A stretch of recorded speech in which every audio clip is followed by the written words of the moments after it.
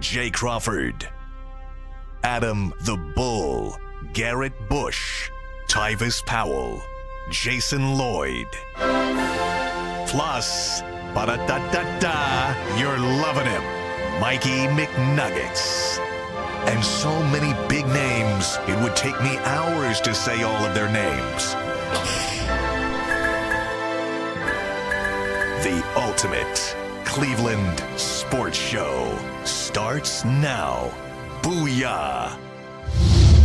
And we are live on a Tuesday morning, the ultimate Cleveland sports show, coming at you, Mikey McNuggets, Tyvis Powell, Jason Lloyd. We got Earl behind the glass with director Steve and Anthony, and we have a very special guest who will be joining us in studio in our second hour, Abdullah Mason, a boxing up-and-coming top prospect from none other than Bedford Heights High School. Tyvis, your alma mater. I'm excited to see who Abdullah thinks is a bigger star coming out of Bedford Heights. I mean, you know, right now I think he is. You know, I'm such a jag and a has-been. I don't even think they remember who I am. Plus, do you think he'll know who you are? No. No. If he does, I'd be shocked. I would be shocked. Same high school. I mean, how many NFL guys come from Bedford Heights? Lee Evans, Chris Chambers, you, Roger Saffold. Why is that? Why is it that some cities can churn dudes out and others don't? Like, does Bedford have a really good youth program? Not that I know See? of. Not that I know of. It's wild. I mean, It's I weird. don't, you know, I think that it was just at a time where everybody started coming in at the same time. Well, actually, we had a bunch of guys go to Wisconsin out of Bedford, though. Yeah. Like Lee, Chris, Jason Chapman. I don't know him. Lee and Chris were receivers. Both Yeah, receivers. they are, a lot of people, like, so for a while, I always thought that if I wanted to go to Wisconsin, like, you go to Bedford. But obviously, I wanted to go to Old State. And did Wisconsin recruit you? I went up there, but I did not get an offer from Wisconsin. They lost. Oh, no. Stupid. It is what it is. Well, it's been an interesting morning so far. Jason walked in. Tyvis made a comment about his appearance, and since then, Jason has been very self-conscious. Jason, let it go, man. You got to relax. I walk in, first thing Tyvis says is, yo, your nipples are hard, man. I mean, like, what's going on? What's going on here? Like, It is cold in the studio. it's not that cold It is in the cold in the studio, though. Like, what's going on? Like, dude. Somebody get me a sweater. I need a sweater. It was a hell of a way to start the morning. But, yeah, no, we got a big show coming up for you guys. First off, Tyvis, it's been over a week since I've seen you. How was your 4th of July? How was your weekend? I decided to go on like a diet on the 4th of July. I ate a salad, hamburger, hot dog, no bun. Excuse me? Yeah, Why, of all days, why decide that's the Saturday? thing. What See, diet includes a hamburger and a hot dog? Well, it's like a No keto, carb. like Yeah, a keto keto. type thing. All right. And I lost 2 pounds from it, Attaboy. so it worked out. sure that's just not this was sweat? my big daughter's poop. 4th birthday was yesterday, and we celebrated it last Saturday. So she had this big birthday party. It was a good time this weekend. It was hot, though. We had a nice little pool party and stuff. She enjoyed all her gifts. And today was the day that my wife decided to cut up her pacifier. So she sent me it's going to be rough, but she sent me a picture. My daughter is cutting up her own pacifier. So Wow. we'll see how it goes. Oh, good luck in advance. Buying new ones tomorrow. No, we gotta stick to it, man. It's time for my daughter to learn how to cope with stuff without the pacifier. Every time something bad happens to her, it's I want my pacifier. And Yeah. it's like you gotta figure something else out. Jason, you were at Cedar Park yesterday, or Cedar Point, excuse Cedar me. Point. And, Cedar Park. well, it's Cedar Point Park. We went to Cedar Point. Did you get on the rides? He did. Yeah. Did you get on the top thrill dragster too? Or It's is it shut down. It's still shut It's down? still shut down. I took everybody knows AJ's been a few times, took AJ and my daughter Ava and her friend.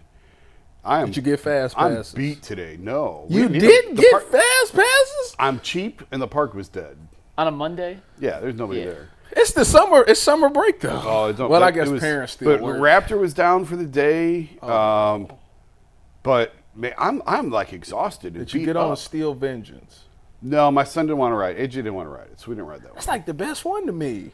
No, we rode. Millennium Force. We rode Val Raven. Gatekeeper. what is this? What is y'all doing? Y'all just messed. That's why you didn't need no fast pass. Y'all, you got to listen. Anytime I go, I ain't been since Holla Weekends last year. That was me and my wife's thing. We go on Holla Weekends.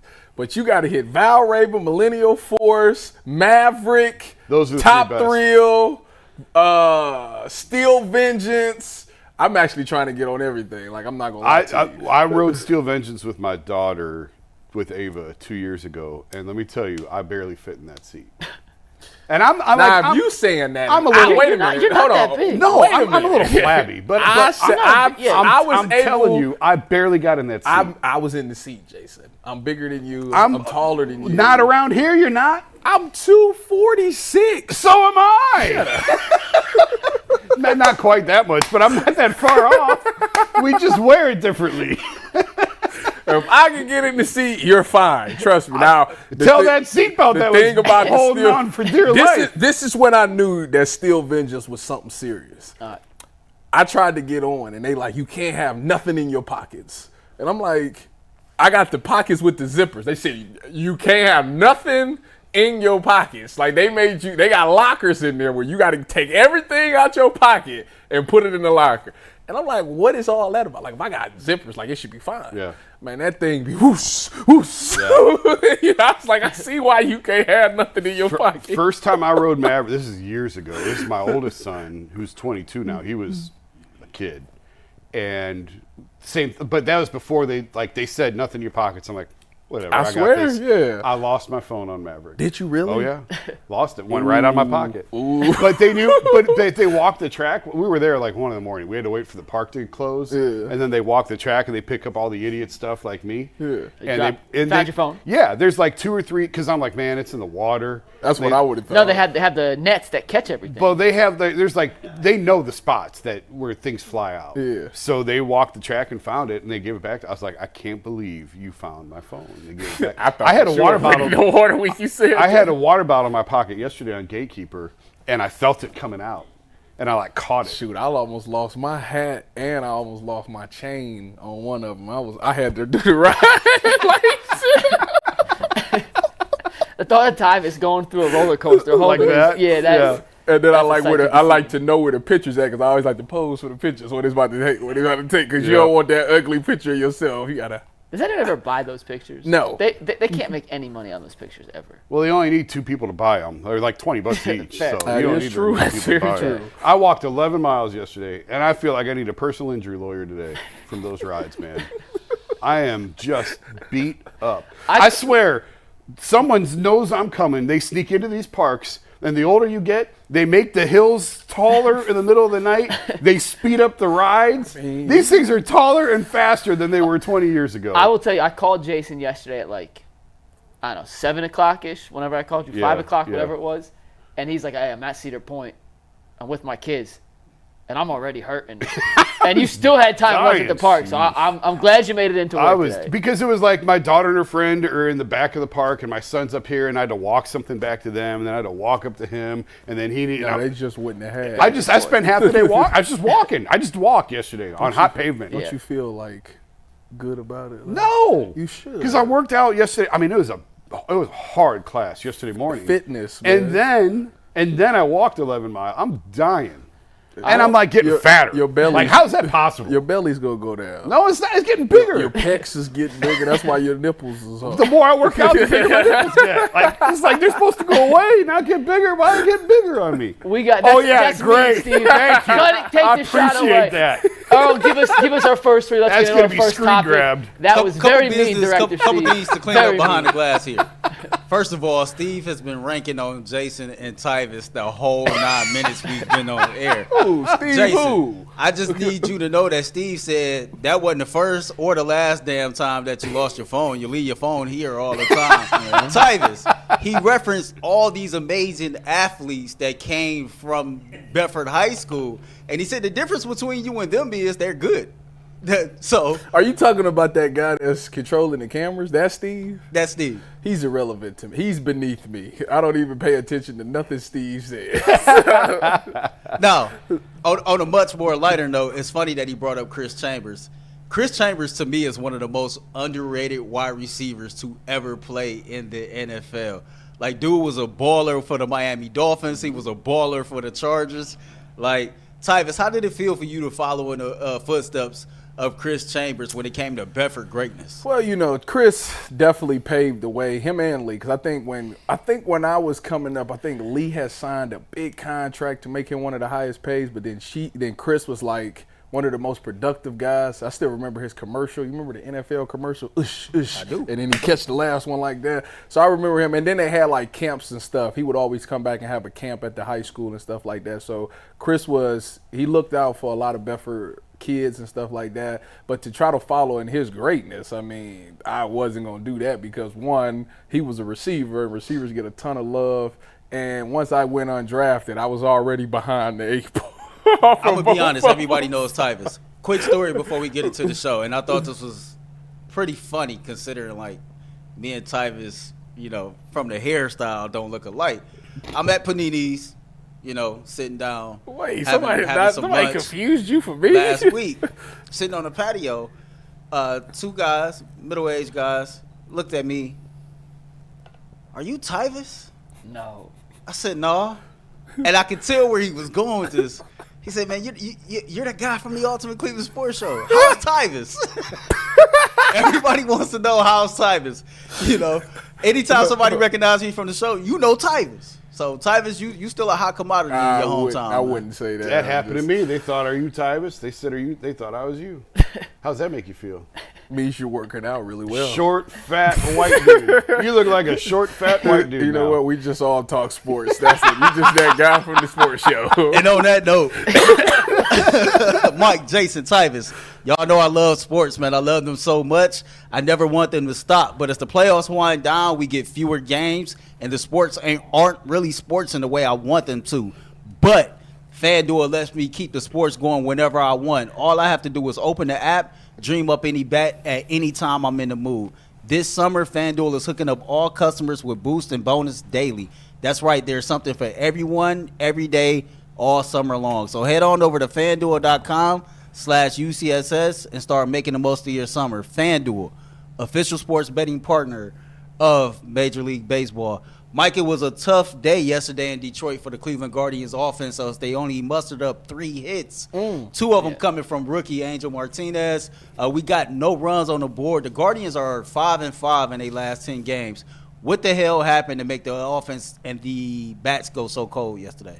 Yeah, it's disappointing from the onset considering you got a really good start from Gavin Williams in his second start back from his injury. And we'll talk about Gavin in a sec. But from an offensive standpoint, guys, it wasn't like they were facing Scooble on Detroit. It wasn't like they were facing some elite arm. And the fact that this team was only able to muster up 3 hits, 2 of them coming from their rookie, their 4 All-Stars combined to go 0 for 13 in the game. It's tough to win a contest like that, and it was 0-0 in the 8th. Rocchio makes the error, allows Detroit to score it.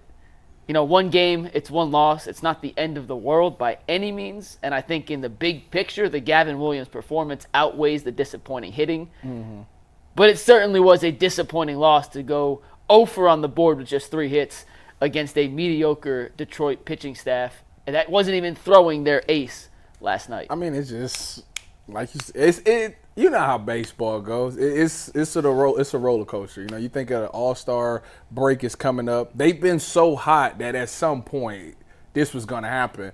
And as far as like our stars, I would say lately they haven't been as consistent. I think that they have been missing a lot. Like Jose's been kind of not been Jose. We've seen Stephen Kwan go 0 for in a couple of games, which is unlike him. Jimenez is hit or miss. It seems like right now maybe it's a slump that they're in, and they're trying to find their way out of that slump. Don't get me wrong, they had some games against San Francisco that was good, but overall what they've been and what they've been lately is not the same. Like you could tell that something's off there. So I'm hoping that they bounce back today, which they do a great job of usually bouncing back with a better performance. So I expect to see that today, but the bats just wasn't clicking yesterday. That's just, at the end of the day, the bats wasn't clicking. Obviously we're at Cedar Point, we're talking about it, but AJ, my son, was watching. He said they lost 1-0. I looked up the box score. I'm like, I never even heard of this dude. I'm a huge baseball fan. Yeah. I never even heard of the Tiger starter from yesterday. But I kind of go back to it's more encouraging for the start that Gavin Williams had to produce, because I went back and watched this morning some of his pitches. He's hitting his spots. Certainly a much better performance than his first start, which is to be expected. This is more, if they get this type of effort out of Gavin Williams moving forward, that it really changes a lot of the conversations that we've had about him. Because again, we've said all along, Tanner Bibby's got to be their ace. If you can count on Gavin Williams for one of those spots and Ben Lively, you still need to go outside the organization to find somebody. But if you're only looking for one pitcher, that's a lot more comfortable than trying to find two. You're not going to find two at the trade deadline. That's not the reality with what the pricing market is, what it's going to cost this team and prospects to get these guys. They're going to be lucky to find one. So I will take the Gavin Williams component of this more so than, hey, man, offenses go cold. It's a long season. Teams go up and down. The fact that they came back, I was at the game on Sunday, the fact that they came back and took 2 or 3 from the Giants, the home run from Naylor, what a huge swing that was. And obviously we've seen from some progression from him. It's the fact that it's a different guy every night. And yeah, I mean, Quan goes 0 for 6. We go, what's the matter with him? Well, that's baseball. Yeah. It's just this dude. But this dude Quan, is an alien. though. Yeah. I know, he's weird. He's hitting in the 350s now. I know. He's still hitting better than anyone else in baseball, and he's in a free fall. I ain't hearing that. We was 400 is what we were supposed to be at this year. Now you know how impossible it is, or how difficult it is. Yeah. So all in all, I'm not going to get worked up about it. It's really encouraging. The Gavin Williams component is really encouraging to that. And you've got 2.5 months now to get him to peak shape, so that, I mean, obviously the good part of this is the wear and tear. He doesn't have the wear and tear of April, May, and June. You shouldn't run into any sort of innings max with him, and hopefully now it's a clear runway ahead for him. I'm going to save Gavin Williams for 1 sec, because I want to focus on one more aspect of the game. The offense, it went cold. It is what it is. It happens. It's baseball. They play 162 games. You're going to get shut out from time to time. Your best players are going to go 0 for whatever. They all just picked a bad game to all have a bad game. But the error from Rocchio last night in the 8th, 0-0, runners on first and third, Barlow on the mound. They need to get a ground ball. He gets the ground ball. And did you happen to see the play, Jason? No. Watching back? I didn't see it. Did you see it, Tyvis? They bobbled the Rocchio error. Where you threw it over the... No. Hey, Ant, can you pull up the Rocchio error? They had the infield in. It was a... It wasn't a line drive, but it wasn't a ground. It was more of a line drive, and he charged it. It got under his glove. That's how they ended up scoring the run. Yeah. And my thing with Rocchio is if you're going to hit 218 with minimal power, You better be good. you have to be an elite defensive shortstop. And that was a double play ball that he botched that allowed Detroit to score the only run of the game. And if you're not going to provide more at the plate, you can't be allowing runs in that regard. It was a tough play, don't get me wrong. It certainly wasn't, he should make that 100 out of 100 times, but you should make that play more often than not, and he picked a bad time to allow a ball to kind of get in that in-between area. Do you play it back? Do you charge it? And that was really the downfall in the game. Because Barlow got the ground ball he needed in that situation. The defense let him down. Yeah, well, I mean, what you're talking about is how we talk about Jimenez. You know, Jimenez, sometimes he's not great at the plate. Even though he should be, we expect more out of him.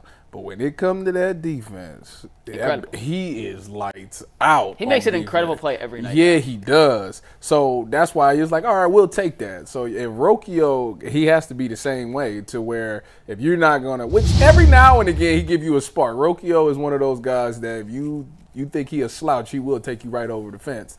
But if you're not going to be that guy every night, at worst, you got to be good on defense. Like you have to be lights out, especially if you at that spot be going up and down. They keep trying to find that guy. If I'm trying to impress and stick around here, I got to do something to stay. And I just sent you the play, by the way. You want to throw it up? I mean, they've been trying to find a shortstop now for years. Yeah. Going back to the Lindor trade, really. It was Rosario for a little while, but I don't know that he was ever considered the long-term guy.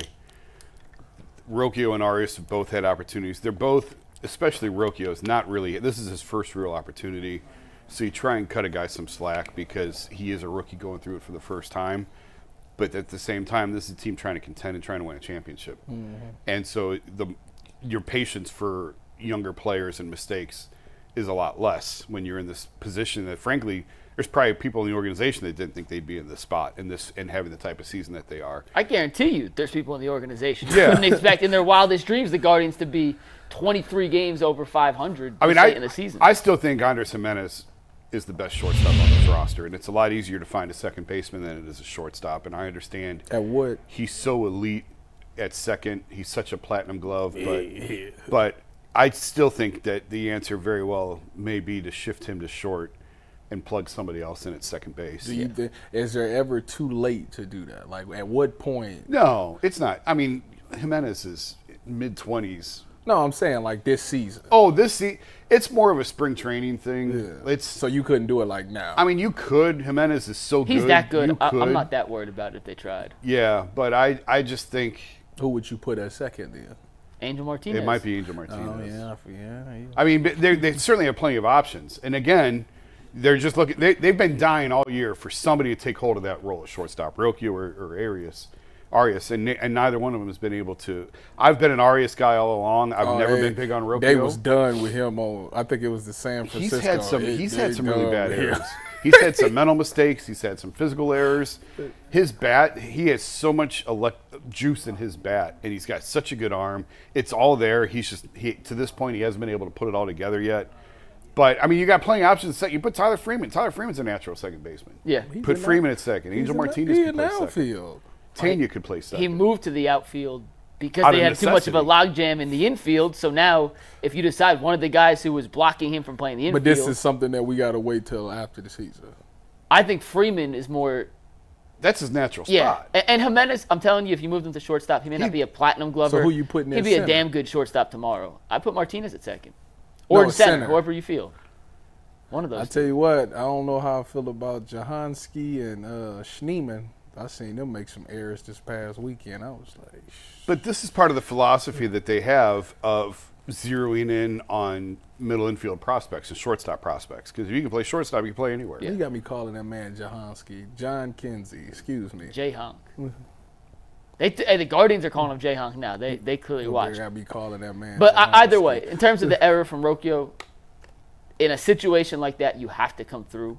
And it's one error, whatever, it's one game. But if you're not going to hit at the level that's needed as a major league shortstop, you have to play defense at or above that standard level. And a play like last night shows his downside in that regard. But on the plus side, and Jason alluded to this earlier, was Gavin Williams. After a rough initial start to this season, comes out and throws 5 1/3 innings of no-run baseball. He struck out 5, was hitting his spots. The velocity was back up.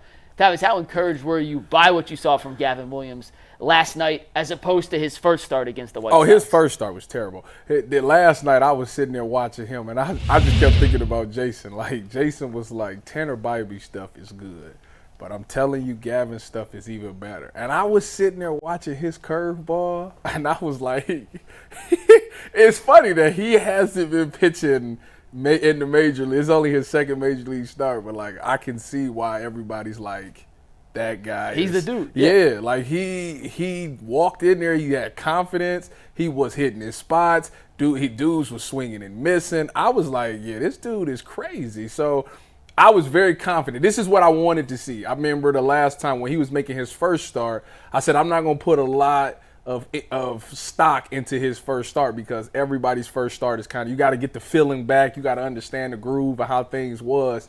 But the second and third, like now you're starting to get your feeling back. Now it's going to be more who you are. And if he plays like this, I'm with Jason. Like all we need is one more for the playoffs and we rolling. When they were coming up through the minors, the dude who's hurt was even better than Gavin Williams. Espino was the number one. of all. Really? Yeah. Well, he keeps getting hurt though. Yeah, right? He can't he's stay had out a there to ton save of his injuries. life. I mean, I don't even know if he'll ever. at this point. Really, He's had some I feel really significant. I feel surgeries. robbed. But it was always Espino 1, Gavin Williams 2, and Tanner Bybee 3. And you see how good Bybee is, and he was third of those 3. There's So- certain I'm mad guys. now. I want to see. Well, his but Espino now now. you also see why they were hesitant to move these guys. Go back a couple years ago when they were in on Sean Sean Murphy, Murphy yeah. talks. Yeah. Oh yeah. And the A's were asking for that. This is who the A's were asking for. Gavin. One of Gavin or Espino. They could have. We could have given him Espino. Well, Wow. hindsight's 2020.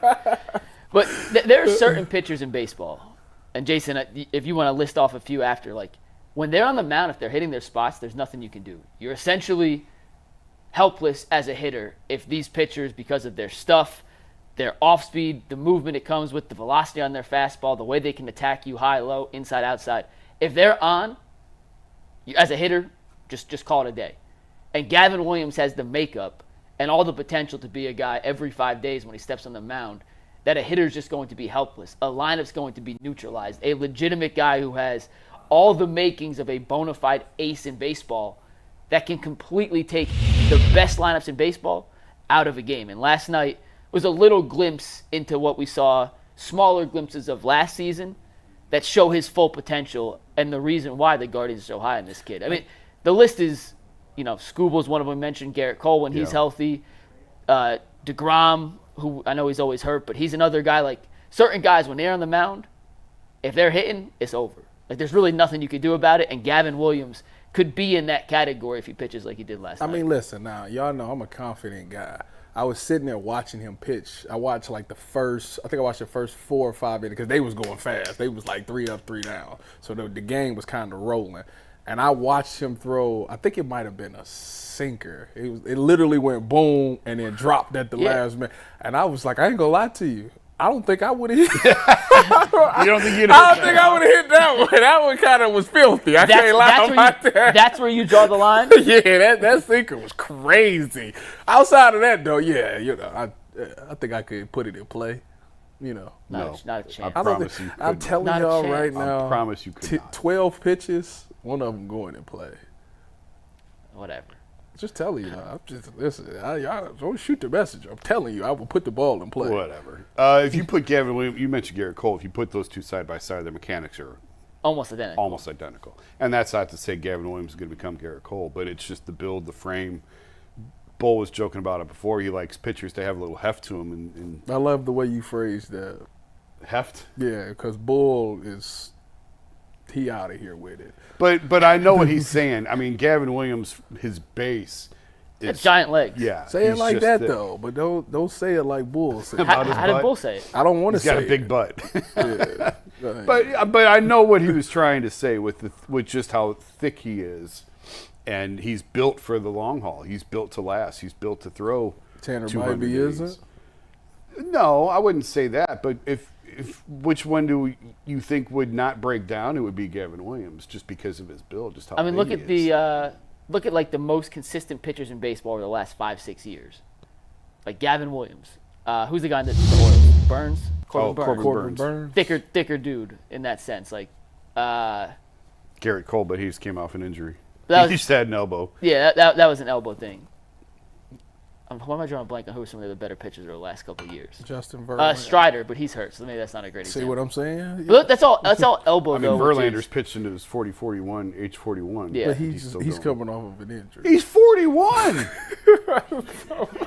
Well, it's time to give it up, then. I went to see the point, and I'm sore. Give it up. That is crazy. Wait till you get to your 40s, man. This shit hits different. Because I'm telling you right now, this past weekend, my arthritis went into my elbow. Yeah. And it's really not funny. It felt like I couldn't straighten my arm. Like it felt like I had a clot right here. Just wait. Wait till you hit 40 and things start falling apart, man. It's real. It's just I'm pushing 50. It's just if you're banking on one body type, it's like in the NBA or football. Would you rather have a receiver who's 6'2", 220? Right.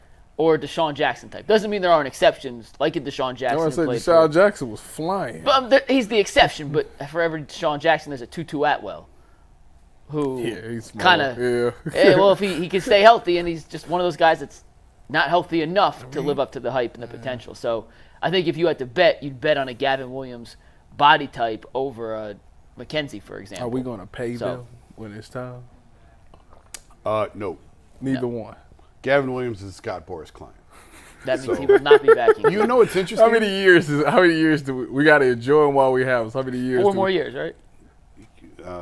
His clock started last year. Yeah, 4 years. Okay. So he's got about 2 years left and you got to trade him. 2, 3. What's interesting with Williams is I talked to him in spring training about this. He wanted to sign with Boras and they rejected him coming out of high school. I think I don't want to mess this up. Early in his career. And then when he started having success in college, they came to him and said, okay, now basically you're good enough. Now you can. What if he said, I want to be like Jose and just pay me? That's not going to happen. So I think, in fact, I don't think he was a board. I don't want to mess this up. Do your research, come back with that story tomorrow so you don't. Yeah, I don't want to botch it Yeah. because he did not originally start with Boris. That's not going to happen. But he's going to free agency. Did you think that about Jose? No. I don't know what to think about Jose. Okay. Oh, give us a read. We'll move on to our next Guardians topic here. All right, don't forget, man, you can catch the Ultimate Guardians show on the Ultimate Cleveland Sports Show YouTube channel twice a week with Adam the Bull and Zach Meisel of The Athletic. Subscribe to get more notifications. Again, that's the Ultimate Guardians show coming at you twice a week on the Ultimate Cleveland Sports Show YouTube channel. We've been talking a lot this week and last week about all of the Guardians' young prospects. We've seen guys like Daniel Schneemann this year, Jonathan Rodriguez. We've seen Kyle Manzardo. We've seen John Hinsky, J-Honk. Thank you. It's John Kinsey. You're killing everybody. John Kinsey. Stop listening to McNugget. No, it's J-Honk. J-Honk Noel. We've seen Angel Martinez, among others. When you look at all of these young prospects that we've seen, who's been the most impressive to you all so far? Oh, make sure you put this in the YouTube chat so we can see what the viewers think. I know everyone's answer because I made the graphics. So, Tyvis, I'll let you start. And then we'll wrap because we all have different answers. I had two answers. And you can take both because Jason and I did not take either. Really? Yes. And you're wrong, by the way. Jason and wrong? Yeah, your answers are the wrong one here. But tell us, who you got? Who is your most impressive Guardians prospect so far? Y'all are sick. You know you'll see why. John Kinsey and Angel Martinez is the two that I went with. John Kinsey he looks like he's a big leaguer. He looks like he's been here. He's not afraid of the moment. The man comes in and hits home runs. He seems to be the guy that everybody kind of thought Kyle Manzardo would be. He just probably hit his stride a little bit earlier. Just very impressive. You never know what you're going to get with him. I know he needs some plate discipline and he swings crazy at times, but when he connects, more times than not, it's out of here. So that's been impressive. And then Angel Martinez and the little short stint that he's had, I mean, he's been consistent. I mean, he's getting on base. He's making the right hits. And he's a guy that I just kind of depend on. I kind of count on to know he's going to get on base and provide some runs there. So I've been very impressed with those two at the plate. In the field for John Kinsey, he need a little work. But outside of that, everything else is good. So I've been impressed with those two the most. That's fine. I told Ant and Earl this morning, I said, I don't want us to all have the same answer. So if someone else picked the right answer, I'll argue one of the wrong answers just to mix it up so that Did you take the right answer? I took the right answer. Okay. I was going to argue one of your wrong answers. Oh, okay, cool. But I took the right answer. Okay. The right answer on this is Hunter Gaddis, because what was expected of him, if the question is the most impressive, what was expected of him and where he's at, he wasn't even a prospect, really. Like, he wasn't on any sort of list.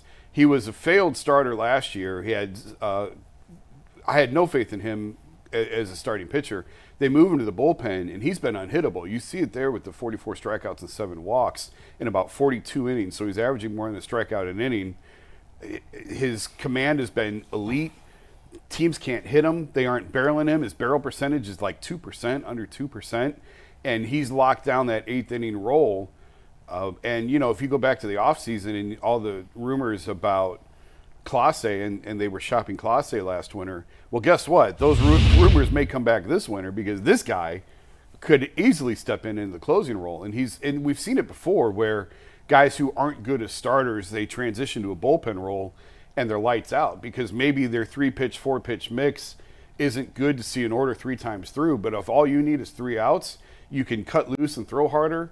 Your stuff plays better. And Gaddis is a perfect example of that. So he's gone from a guy who I don't think anyone had a whole lot of confidence in to now locking down the 8th inning role and really the backup closer to Clase. Yeah. So he's been elite this year. I feel like that's not a fair answer. Why? Because I was going with like a young player. He is young. He's a rookie. You know what? He pitched 40 innings prior to this year. He pitched 40 innings What last about year. What about my two? Well, here, Because Tyvis, I'm gonna address yours and Jason's answer. Here we go. Angel Martinez has only played 7 games. Okay. It's been a hell of an impressive 7 games, but it's 7 games too early. So what? It's your opinion. I'm just telling you why he wasn't my choice. I can't. Go ahead. He has 8 walks drawn in 7 games. That's awesome. Go ahead. He's been really good. I need to hear yours. J-Honk, the power's there, but he's exactly what we thought we were getting in J-Honk. Home runs and strikeouts. He's been Adam Dunn 2.0 so far, which the Guardians need. That power is elite, but he hasn't been as impressive as my guy. I didn't think of Hunter Gaddis. I didn't either. Because I didn't consider him a true prospect. I didn't either. And if he was going to be considered a true prospect, that would be the right answer. No, Jason's right in theory. No, he cheated. But I didn't look at Gaddis as a true prospect because he was called up last year, had enough of a runway in 2023 that I didn't consider him a true prospect in 2024, which is why when I was asked this question, my answer was Cade Smith, the other rookie in the bullpen for the Guardians who did not pitch previous to this season. Thank you. Is now up, was not a highly touted prospect, and his numbers are slightly below Gaddis's. But once again, Gaddis, because I didn't consider him a prospect, which we could argue back and forth whether he should or should not be. He isn't. Cade Smith He's a certainly rookie. is. That makes him a Cade prospect. Smith was here certainly last is. year. In just under 40 innings pitched, he has 53 strikeouts. That's more than Gaddis, Jason. It His is. strikeout to walk record, strikeout to walk ratio better than Gaddis. ERA slightly higher, still has a whip under 1, which is incredible. This guy, if you go by just the numbers, has better numbers than 3 different relievers who were selected to the American League All-Star team, including Clay Holmes, the closer for the New York Yankees, who has a higher ERA, whip, and fewer strikeouts than Cade Smith. In my opinion, Cade Smith has blown out any expectation you could have possibly had for him prior to the season to where he's gotten to at this point. He's a reliable arm in the bullpen. He's got an opportunity to save. He has a save on the season. He has 14 holds. And knowing what we thought of Cade Smith coming into the year as, hey, this guy throws hard, he could be fun too. When Cade Smith comes in, I have the utmost confidence he's getting you 3 outs, boom, boom, boom. To me, he has been the single most impressive prospect the Guardians have called up this year. Is that the right answer? Thank you. I know it is. No, Gaddis is the right answer. No, it's not. No, it's not. But he played last year. It does so what? What do you mean? He's still a rookie. All these, the 3 that we went with is first action. He here. pitched 40 innings let's last ask. year. We have 2 neutral observers behind the glass here. And Is a rookie and considered check. a prospect? Is Hunter Gaddis considered a prospect? Because he's a rookie. He's considered a prospect. I've heard all of your answers. I all thought they was pretty solid answers, but all 3 of you were wrong. If you say Jonathan All 3 Rodriguez, of y'all are wrong. Who you about to The say? most He's gonna say impressive Mark prospect Canha. that we've seen so far has been Daniel Schneemann. He's done it with the bat. He's done it with the glove. My man got 3 home runs, 13 RBIs. He's batting .254. He can play shortstop. He can play second base. You know, we seen the power from him that we thought we were going to see from Kyle Manzardo. So Yeah. I think you're all wrong. It's Schneemann. He rhymes with Willie B. Listen, Schneemann's been awesome. But you know what? You know what? I don't mind that hate that answer. I actually like that answer too. But this is why they've had the success that they've had this year. Is because we can make a case for all of 5 these different guys, yeah. And I had Schneemann on the list that I sent. And do you know what's bad? I didn't want to put him because he No, Schneemann deserves to be in the conversation 100%. I get it. But Yours is wrong. No, it's not. Yes, But it no, is. do you know what I guess on the one hand the best, but on the other hand the worst part of this? None of us consider Kyle Manzardo, right?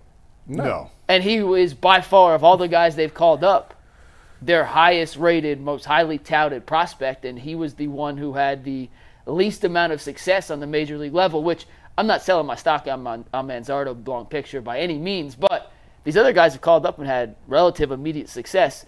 J-Honk has 3 home runs in 10 games now, 11 games since he's been called up. Manzardo has 0 home runs on the majors. As soon as he got called back to the minors, he hit 4 in his next 5 games. So the power's there, but he didn't live up to the hype at the major league level when all these other guys have all made a legitimate case to be considered what you could look at as the most impressive prospect they've had a look at on the major league level yet. Yeah, all these guys develop on their own time, and there is no set pace. We saw that with Jackson Holliday in Baltimore, top prospect in baseball, one of the best prospects in a long time. Last and sort 10 of years, that, he's in that Mike Trout category in terms of prospect status, and he was terrible his first time through. It doesn't mean he's going to be a bust. It means that he just struggled with different facets that other guys don't. And who's to say that John Kenzie isn't going to hit a wall, or teams.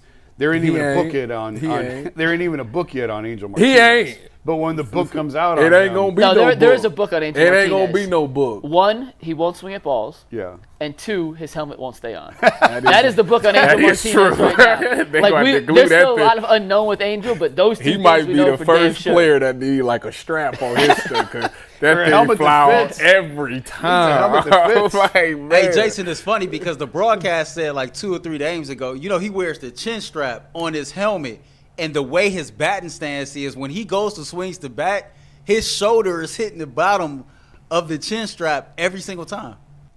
I didn't know pick up that. on that. I Yeah. didn't either. No. Well, you talk about stances though.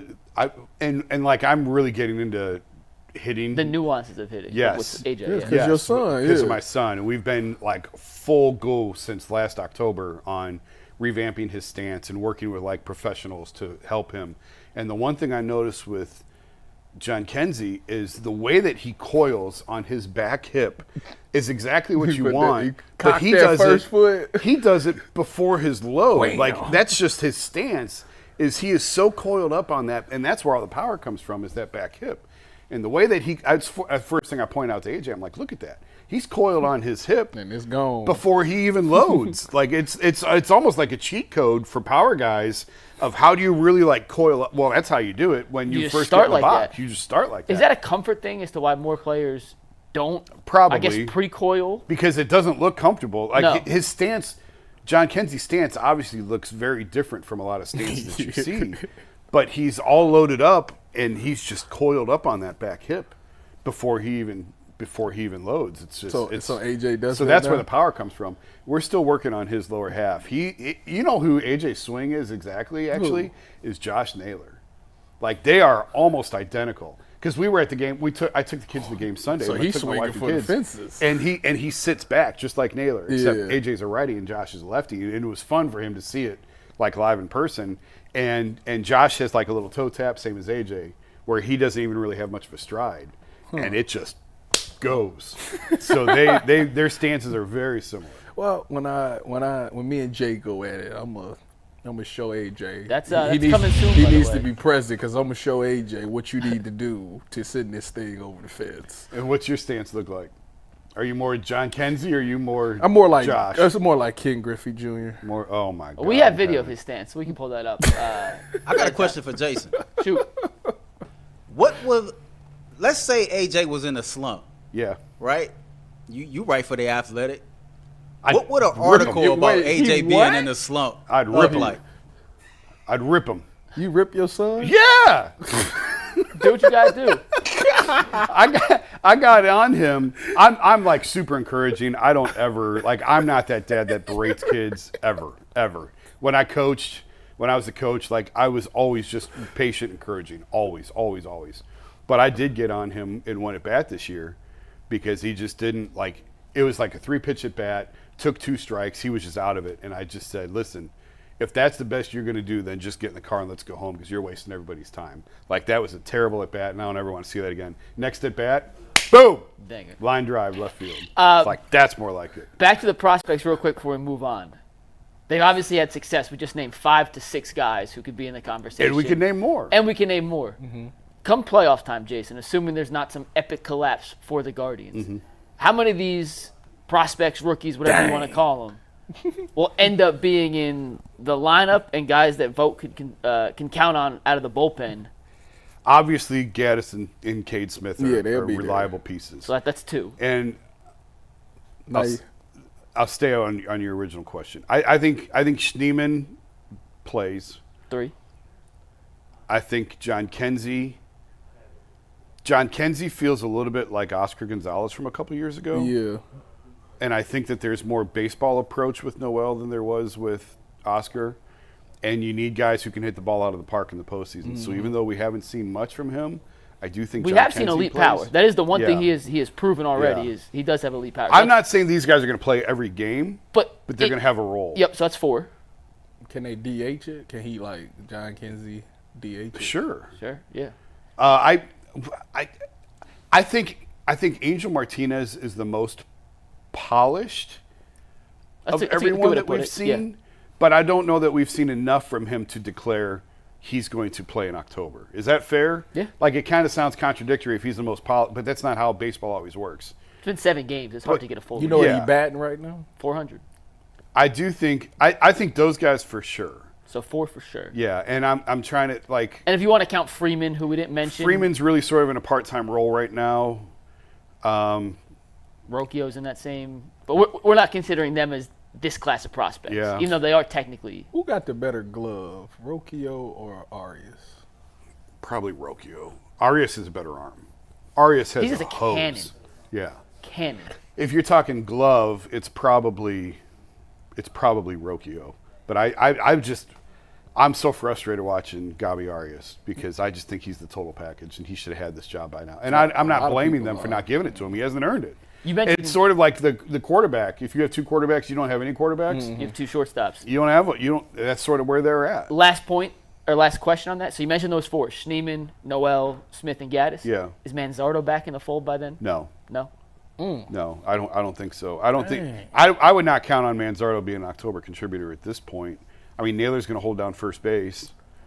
Obviously, we're assuming health on this, health, that everybody exactly. stays healthy. And I think Manzardo is the Naylor replacement. I've felt that for a while. How many years we got a Naylor? 2? 1. So You got the rest of this year and next year. they gonna trade him next year? Find out. I don't know. That'd be the smart thing to do. I don't know. It's a good problem to have for the Guardians. Not the Naylor situation, but a plethora of young prospects who have made this strong of an impression in their debuts. Earl, what's up? All right, before we move on, don't forget, 12 p.m., top prospect boxing Cleveland native Abdullah Mason will be live in studio. Coming up next, we're going to talk about why the hell the Cleveland Guardians haven't made a move yet. All this talk about the Cavs not making a move, the Guardians need to make a move as well.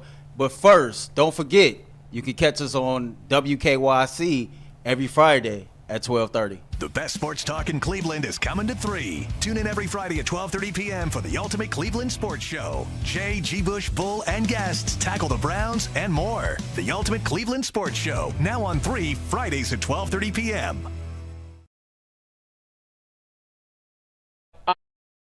Fridays, we did a little producer swap. Anthony now in the producer seat as Earl goes and awaits our guest upstairs. He's going to bring him down and bring him onto the show once he is here. But guys, the question Earl wanted to ask for this next topic is we spent a ton of time talking about the Cavs and why they have waited to make a move.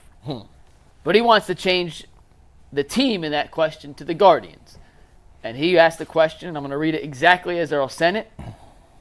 And I quote from Earl, why haven't the Guardians made an impact move to improve the roster yet?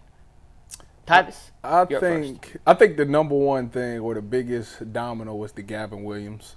I think they wanted to see what Gavin would be. I think they understand that they need pitching, but I think Jason brought it up a little bit earlier. Do we need 1 pitcher or do we need 2 pitchers? Because you got to approach it totally different. I think now that they're seeing Gavin perform at the level that they thought he would, they thinking to themselves, all right, we need 1. Or maybe they assessing, I think that's why you see all these guys coming up and down, to see who can contribute in the hitting department, to see maybe if we need to go get a shortstop, maybe we need to go get an outfielder. So I think right now they're in the evaluation stage, but I think the biggest and the first domino was the Gavin Williams, and I think his solid start last night let them know that we need 1 more pitcher, and I think we'll see them start to get more aggressive. It's July 9th. That's Yeah. why they haven't made a move. Yep. And it's not out of lack of, I'm sure, want on their end. It's more the market isn't established yet, and teams that sell don't really sell until we get close to the deadline. We've seen a couple moves. The Padres have been aggressive and got Luis Ariz a few weeks ago. Miami was the one team that made it clear. I think we had a story in The Athletic on this a couple weeks ago. Miami was willing to do business prior to the deadline. But They put Jazz Chisholm on the block today. Officially said he's up. And Jesus Luzardo was the big piece that Bull kept talking about, is the piece that would fit well here, but he's been hurt. So without that, if that's the one team that was willing to play ball, but they lose their best piece that fits you the best.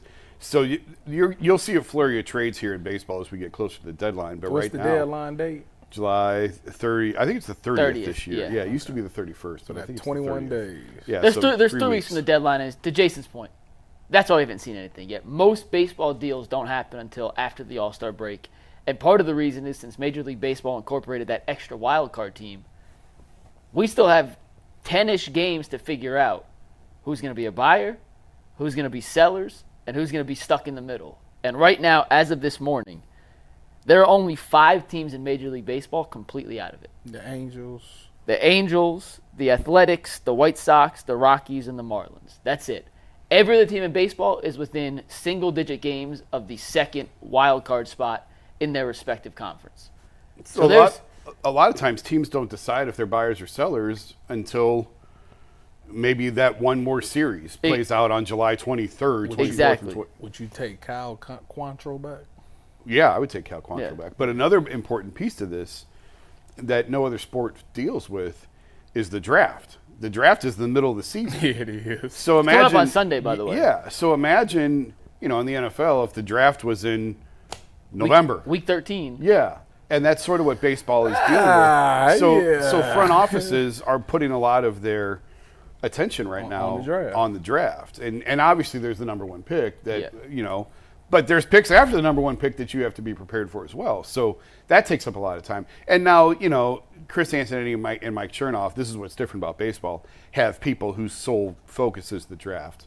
Do you have a person that you want them to get? I was see somebody say something about the kid from, I think, West Virginia. West Virginia, Oregon State. The shortstop. Yeah, the shortstop. Yeah, then there's Bazana and Charlie Condon. Who you picking?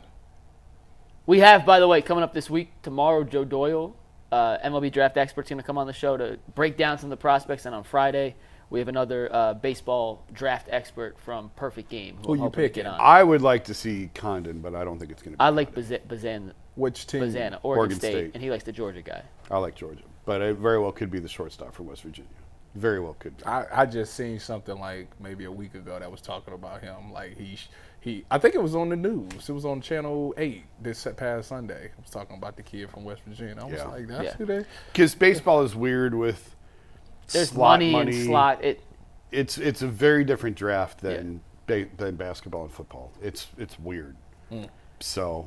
Yeah, so nobody's watching it. Back to answer. No, people will watch the draft. They actually did this right now. Where they moved it over All-Star Weekend. Mm-hmm. So there's something to talk about in that dead period. Right. But back to the question, why haven't they made a move? The teams that are going to sell, for the most part, don't even know who's in the game as buyers yet to evaluate what the best package they can get back for said players. So like a guy like Garrett Crochet from the White Sox. Let's say they wanted to blow it up. And in a world where this hypothetical is going on, they would trade him to the Cleveland Guardians despite being in division. Why would they take a package from the Guardians now as opposed to waiting 2 weeks and then you may have 4 or 5 teams also enter the bidding conversation to see which package is actually the best for them long term? So I don't think it's a lack of attempt necessarily from the Guardians. And Zach Meisel said something great yesterday on the on his podcast, like don't hang on to every word Mike Chernoff and Chris Antonetti say on radio hits about calling teams right now. He's not going to play his entire hand and tell teams around the league what exactly they're trying to do and accomplish. That only hurts their ability to make a deal down the road. So I think it's just part of how it works. Like I don't think the Guardians are being slow by any means in terms of trying to improve this roster. What position does Cody Bellinger play? Outfield? Center field. If they traded for him and that's all they did, how would you feel? I think they need pitching help. I'm just asking. But I would even take another, and I know this is going to sound nutty, I would take another bullpen arm, like an elite bullpen arm. You've been saying this for a while now. So if it ain't make it a 5-inning game. So if it ain't a pitcher, you really not. Well, no, I mean, I would take Bo Bichette in a second. I would take a shortstop. I would take that too. And it would solve the issue for this year and for next year. But I like any move they make for me is geared toward October. It's not, I mean, yes, you have to get there. But what can you do to maximize this roster in October? And the more you can shorten a game down, pitch him. If you can, especially when it's been Lively on the mound, if you can get him 2 times through the order and that's it, get him through the 4th inning. We talk about Cade Smith, and it's asking a lot on a rookie, and it's a lot different in the postseason than it is in the regular season. But we can only go off what we have, and Cade Smith has been dominant, as has Hunter Gaddis. Emmanuel Clase. So right there's 3. And they've had other arms that have been great this year. But Is Karinchak ever going to come back? Don't even stop it. Yeah, I don't even. I was actually thinking about him the other day at the game. Mr. But he's got a wicked curve. But no, I don't think you can count on James Karinchak right now. But if you can get another, even Mason Miller from the A's, an elite strikeout arm, power arm to put at the back of the bullpen, if you count those 4 guys, that's 12 outs. And probably 15 or 16 outs. Mm-hmm. You could stretch them at all. I mean, Yeah. Class A's going more than an inning. Miller's going more than an inning. So Gaddis has a starter background. If you can get 4 to 5 innings out of those guys, and you're cutting games down to 4 innings out of your starter, I mean, the Reds won.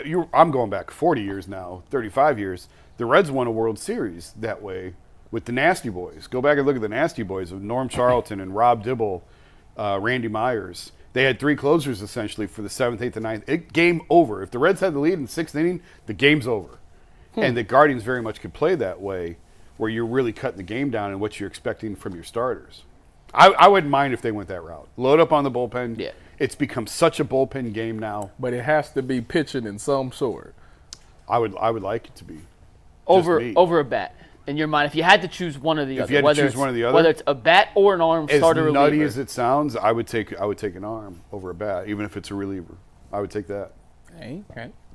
Well, we'll see. We got 3 weeks. It's crazy that we're sitting here on July 9th. The Guardians have 5 All-Stars and 4 from the lineup. Mm-hmm.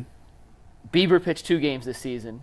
Logan Allen's been sent to AAA. Tristan McKenzie's been sent to AAA. That is crazy. Bybee started the season on the rocks, and the Guardians are literally 23 games over 500 with the 2nd or 3rd best record in Major League Baseball right now. It makes absolutely no sense. There's no logical explanation for it. Their offense, outside of Naylor and Ramirez, has no real consistent run producers. If you make an RBI leaders chart, it's Jose, it's Naylor, and then and then it's a bunch of other guys. Kwan's been incredible, but he's not driving in runs for the leadoff spot. Right. The fact that they're 56 and 33, it makes no sense. It's an incredible story. It's the best story in baseball, and that's why it's been so much fun to watch it, because none of this makes sense. And I don't care because they win. But this has been all 3 Cleveland sports this year where it just didn't make sense. Like the Browns started this stuff off with the stuff that they did. Like it made no sense how they was winning games. And now you fast forward to the Guardians, it's the same thing. They just, like I say, teams in Cleveland right now is just finding ways to win. Like it defies logic, but at the end of the day, they're gonna do whatever it takes. The backbone to this franchise for 20 years has been pitching. Mm-hmm. And if you go back and look at their opening day rotation, Shane Bieber, Gavin Williams, Tanner Bybee, Tristan McKenzie, Logan Allen. Those 5. Yeah. Bybee is the only one. He's the only one. Bieber out for the year. McKenzie, AAA. Logan Allen now AAA. It's incredible that they've been able to hold this thing together with the rotation that has been the backbone of this franchise for decades in the position that it's in. They do have help coming. They did sign Matthew Boyd. Help is on the way. Speaking of on the way, our guest is ready in, so do a read, and let's bring in our guest. Yeah, guys, what's up today? I know Jason's not going to believe me on this one, but I love sports so much, I never want them to stop. But as the playoffs wind down, we get fewer games, and the sports just aren't sporting like I want them to. FanDuel, though, lets me keep up with the sports whenever I want. All I have to do is open the app and dream up bets anytime I'm in the mood. And this summer, FanDuel is hooking up all customers with a boost or a bonus daily. That's right, there's something for everyone every single day, all summer long. So all you have to do is head over to FanDuel.com/UCSS and start making the most of your summer. FanDuel, the official sports betting partner of Major League Baseball. And with that, let's welcome in our esteemed guest. It is Abdullah Mason, the 20-year-old undefeated future boxing champion of the world from Bedford Heights. Abdullah, thanks for coming in, man. We are so thrilled to have you in here. Cleveland, Ohio. Cleveland, Ohio, but Bedford Heights High School, right? No. I think I was born at the hospital, Bedford High School. Tyvis, you gave me bad information. No, I didn't. Yeah. I said it just said he was from Bedford. Well, he's also from Bedford, so we were going to see if you guys knew each other, or at least knew of Tyvis' story beforehand. But that doesn't matter because we have a 14-0 undefeated boxer, and I don't want to get information wrong because I like my teeth how they are. I don't know start anything with Abdullah. But first and foremost, thank you for coming in. One of the top boxing prospects in the entire country, coming off a massive win this past weekend in the Prudential Center. What has the last 72 hours been like for you, Abdullah? Coming off that big win, coming back in what was a dominant victory, knockout fashion over a guy named LeBron. It was great. You know, 14th time in the ring, so you know we just staying focused, staying course. You know, it's always a lot of buzz after I fight, but I make sure I put on great performances. So next time we look and do the same thing. So we just staying focused. I want to know why you couldn't get it done in the second. Like, come on, man! You had him on the ropes in the second round. I thought it was gonna be over. No, it could have been. I know it could have been. For sure. But you know, we wanted to wait a little bit. You know, give him something to show for. Okay. You know, first time on ESPN, so I didn't want to end it too early. Yeah, but I wasn't gonna stall too long. I got you. Was you nervous about being on ESPN for the first time? No, that was my second time on ESPN. I'm gonna correct myself. The first time I was here in Toledo. Okay. You know, I was on Big Baby Jared Anderson's undercard. Oh yeah, I remember that. Yeah. So I mean, we had some fun. You know, same thing as when we on ESPN Plus. We come to get the job done and show up. I respect it. Yeah. I'll tell you what. Absolutely. With you, I know it ain't gonna be more than 4 rounds because you get them up and get them down real quick. 14 fights, 12 knockouts. Yeah. I'm curious, how quickly into a fight can you start to smell blood in the water, knowing this guy might be on the ropes, I could finish it when I want, but I also want to make sure the fans get what they pay for? Usually once the fight gets settled, you know, and once I get comfortable in there, start landing them clean shots, you know, that's when I start seeing it, you know, make a difference. So we always just stick to the game plan and, you know, keep touching and, you know, until his armor chinks, you know, and then we just step on the gas. Yeah. How old were you when you started this? When I started boxing, I was 9 years old. 9. Yeah. What's the hardest you've ever been hit? Do you remember? I don't remember. I don't think I've been hit. So you very haven't really hard. been hit that hard? Not really. Because you'd remember. Yeah. Oh, for sure. What got you into boxing though? Like when you was 9, why you was like, I want to box when I get older? Yeah. So long story short, my father was six brothers. Okay. So my father had the older 3 always into like combat sports, you know, Kyokushin karate, that types of things. And we moved overseas for a while, and when we moved back from overseas, it was a gym around the corner from where we lived, and you know he was asking, you know, who all wanted to get into it, and I was the first one to actually show any real interest, and it started from there. I was like, you know, I want to get into it, and right after I got into it, I kind of grew a passion for it once I stepped in the ring. The first time I stepped in the ring, and after that, my brothers came right after me, and once my brothers got into it, all my brothers, that's when I was like, okay, this is something I really want to do. So everybody box. Yeah. Oh man. Family so y'all affair. be sparring each other? No, not full fledged. You know, we work with each other. Of course, my brothers and my father are the only people that I train with, that I'm in the gym with. So we don't full fledged spar, but we always working with each other in the gym, getting better. Our producer Earl wants a question real quick. Yeah. Earl, what's up? Abdullah, you just mentioned the word passion, that this is something that you're very passionate about. Me, you, Tyvis, we're all from the city of Cleveland, the inner city of Cleveland.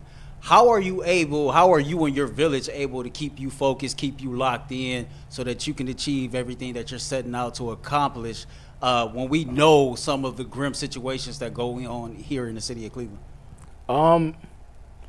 We just, you know, we want to be the best at what we do, and we want to, we don't want to be the same as, you know, everybody else doing it. We want to make sure we change our lives and the people around us, you know, set a good example for those around us as well. So we don't get too far into, you know, everything that everybody else has going on, but we make sure we tight, you know, inside our house, outside our house, the people we hang around. But we just want to make sure we successful in and outside of the boxing ring. As you keep making your way up through the ranks, 14-0, 12 knockouts. Yeah. How do you handle some of the outside noise and expectations that come with that, while also keeping your head down, focusing in on what needs to be done to take that next step in your career? I mean, my brothers and my father, you know, it's not hard when you got them around you every day. You know, they constantly helping you grow. You know, they right at your side. So, you know, we just it's normal for us. You know, we just in there having fun, and we just constantly, like I said, we just trying to grow. Who is your inspiration, or who is the boxer that you looked up to, or like when you watch YouTube highlights, who is the guy that you study and be like, you know what, I'm gonna put that in my game? I wouldn't say it's one specific person. Like when I first started boxing, I wasn't even like a boxing fan. Yeah. You know, I wasn't big on boxing. Well, I mean, it kind of died down a little bit, but right now it's back at its peak. Oh, right Thanks, now. thanks to guys like you, making for it fun sure. again. Oh yeah, that's the goal. You know, make boxing great again. So that's what we're here for. You know, we just want to make it exciting. You know, just as the people that came before us, you know, make the sport what it is. You know, but we here to have fun. Mm-hmm. How much? So let's go back to Saturday. You're at the Prudential Center. Yeah. 10,000-ish fans there. When you're in the ring, do you hear the crowd? Do you play off the crowd, or are you so laser focused in on your opponent that all that outside noise and applause and boos, whatever it is, it just goes by the A side? It depends, you know. Like me, like, the funny thing is when I my first professional fight, that's pretty much like the only time where I actually heard the crowd. Really? You know, yeah. Like I stepped in there, you know, first time experience under them lights. You know, everybody came out to see me. You know, I'm hearing people I knew, so I'm looking around like, oh, what up, bro? You know what I'm saying? While I'm inside the ring. So that's the only time, you know, I'm the crowd played a little part, and right then I'm like, okay. Right after the fight, I'm like, okay, no more crowd. Like, you know, when in the pros, it's a complete different ball game than the amateurs. You know, you find there with 8-ounce gloves. You know, you can't really play into what the crowd think. You know, they get you hurt if you listen to the crowd. You know, all they want to see is action. So you got to be a smart fighter in there. So I don't really hear the crowd nowadays. You know, it's only my corner in there. So it's like when you step in there, it's a whole different world when you step in the ring. You can't hear nothing on the outside, depending on, you know, your focus. But me, I can only hear my corner. What's a fight day like for you? Fight day? From the time you get up, what's the day like? I just be chill. You know, a lot of times I can't sleep. You know, a lot of times I can't sleep because, you know, I'm just thinking about the fight. You know, I close my eyes and I'm just inside the ring. So I'm like, man, I'm trying to go to sleep, but I'm inside the ring every time I close my eyes. But I mean, everything's just super chill till I get to that locker room. You know, I don't want to exert too much energy. You know, I just be focused because once I'm up, I'm up. You know, once I'm up, I'm just hyped, ready to step in the ring. So I just be chill. I be trying to spend most of my time trying to relax, not exert too much. Like I said, not exert too much energy. But You're not a nap guy. A lot of pros I know, when they're competing at 7, 8 o'clock at night, they're big on naps. They take naps in the middle of the day. You're not a nap guy. You mean on fight night? Yeah. Not really.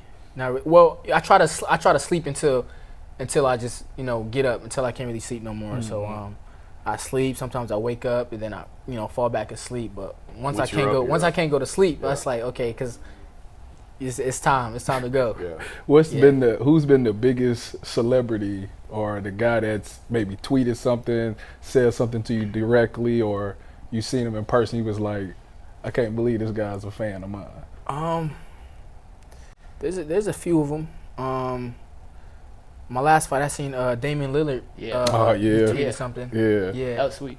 Yeah, the one I just had. I just seen that last night, and there's a few of them. You know, Gilly from Philadelphia, you know, content creator. Man, it's a few of them. You know, I met AB fight night. Yeah, I met him. A few others. You know, but you know, we just staying focused, and I'm grateful to be able to be doing my thing and have other people watching me, and you know, we just focus. Yeah. So when you think about the lightweight division right now, you got Tank, Shakur, Loma. Yeah. Do you see yourself ever fighting them in the future? I mean, boxing, you know, that's one thing we say is boxing will determine, you know, who I will fight once I get to the top. So, of course, if they're at the top long enough, you know, of course there'd be some fights that will have to happen. But we just focus right now because it's a lot of up and coming prospects as well. Yeah, you know, it'd be a lot of ducking though. You know, that's what people be saying. There's a lot of guys that's ducking. What they say.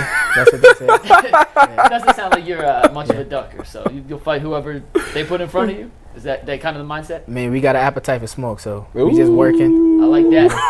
Speaking of appetite for smoke and fans from across the country who are becoming more recognizable with who you are, Abdullah, you put on performances like you did on Saturday, and more people will get in tune, know your name and your style. And we got some highlights Yeah. from that knockout victory on Saturday. And I'm hoping once we play the Yeah. video here, Earl, we could have Abdullah kind of walk us through what he was seeing in the moment as he just beats the absolute living piss out of LeBron. Abdullah, what are you seeing as this is all unfolding here and you're landing shot after shot to the body, to the head? Well, LeBron, he was supposed to be a step-up opponent. You know, he was supposed to come with, you know, a lot of action, you know, letting his hands go, pressure. You know, he's like a veteran in the sport. He's never been stopped before, you know, in his 26 fights that he's had. So, yeah, he had as many knockouts as I've had fights. So right here, okay, I kind of started a little early. So I wanted to, you know, get things going because his plan was to pressure me. So. You called him a step-up opponent. I see a sit-down opponent right there. he's fallen to the canvas twice in these little clips, but that's a hell of a performance, a hell of a win, Abdullah. Yeah. So me, just, you know, I just want to, you know, let my hands go early. Yeah, before he start getting, you know, his thing going. Do you have a favorite knockout in your career so far?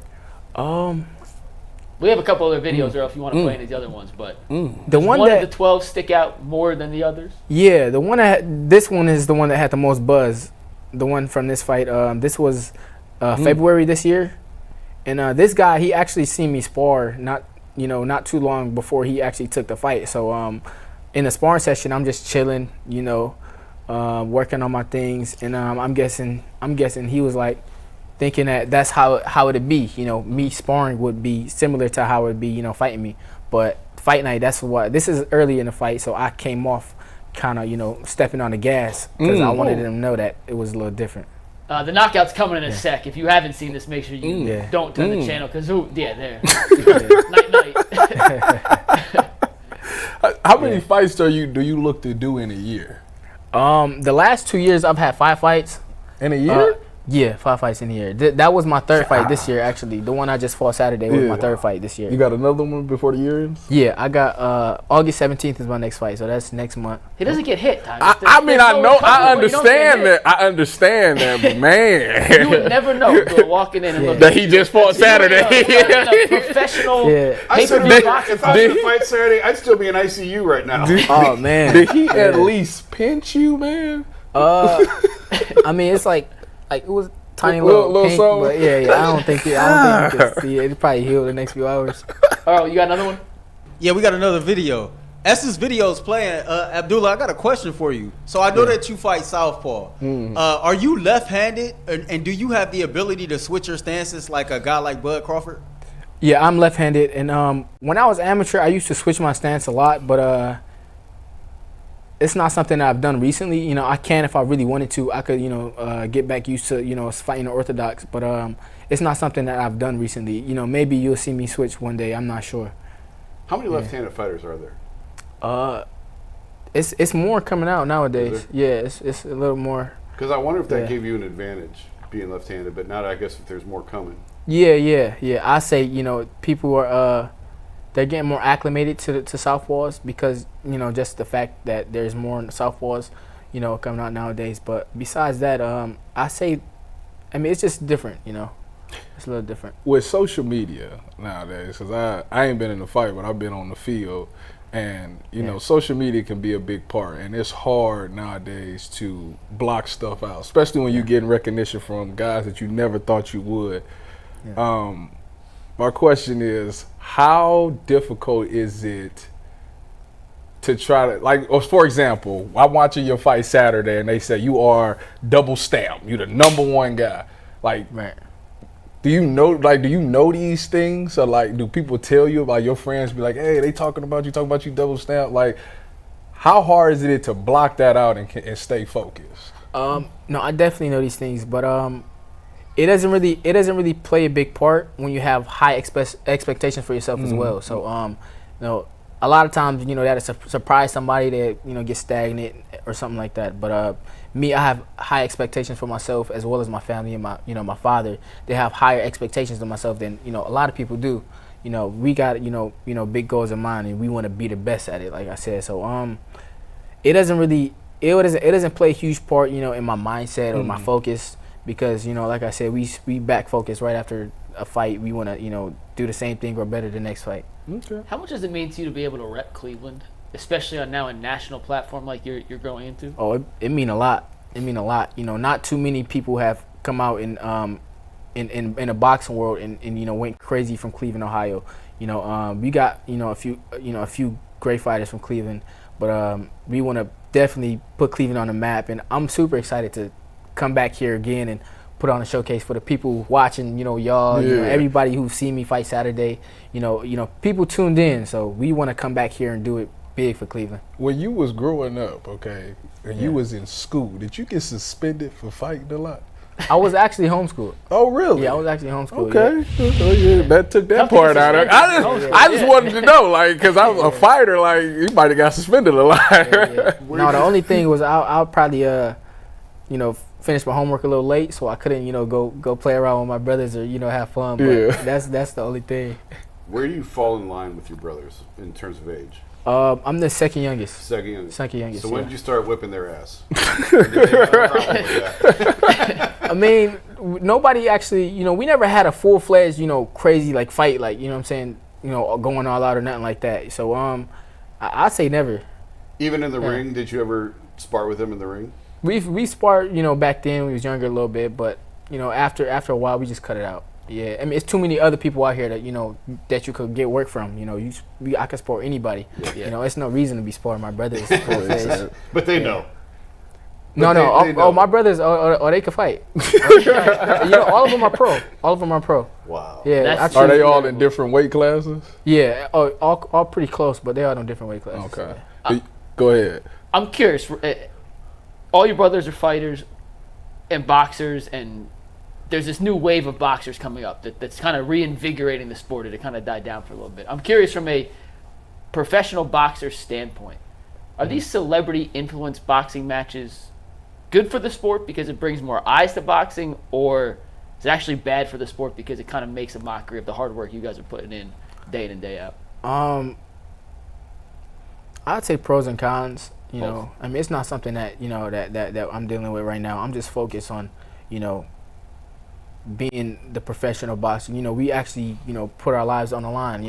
There's our boxers that have lost their lives in the ring. So you can't make it a joke.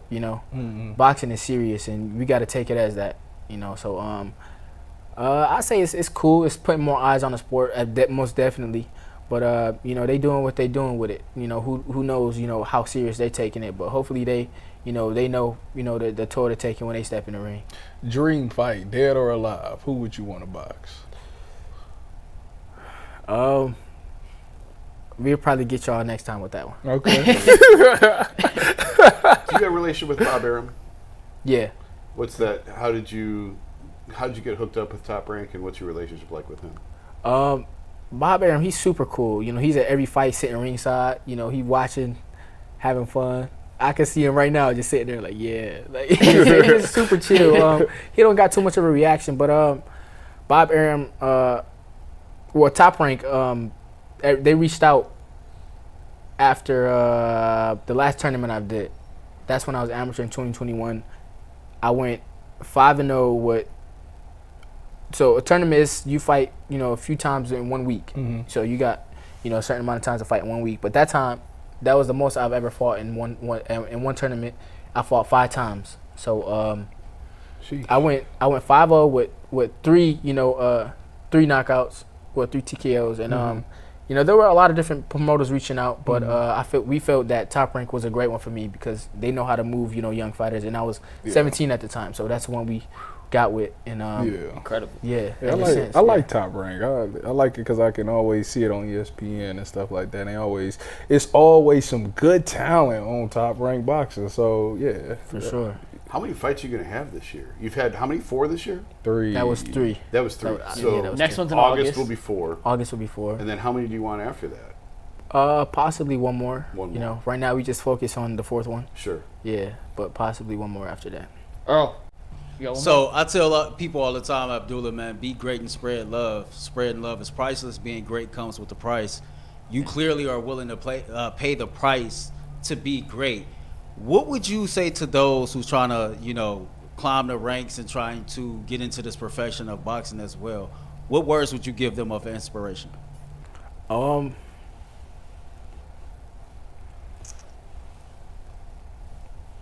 I say stay focused and take advice from those that you see, doing it, or look at the ones that you see are doing it ahead of you. I say one thing about boxing is the things that you hear all the time, that people tell you all the time, the good advice that you hear all the time. That's what's really,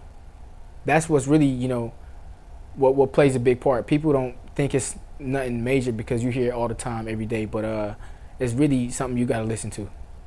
I see on your shirt it says "Appetite for Smoke." I know you mentioned that earlier. That is an incredible catchphrase. So y'all got merch? Or team motto or whatever. How'd you guys come up with "Appetite for Smoke" as a team motto or whatever it is to put it on a shirt? Yeah, and I'm also going to buy one. So I sure am too. I'm buying one as soon as we get off the show today. Yeah, it was after one of my fights, and we were in the gym like the next few days after, and I think we were having a conversation, or it was like an Instagram caption or something, but we said, I'm starting to gain an appetite for this, and it kind of stuck, and I was like, okay, appetite for what?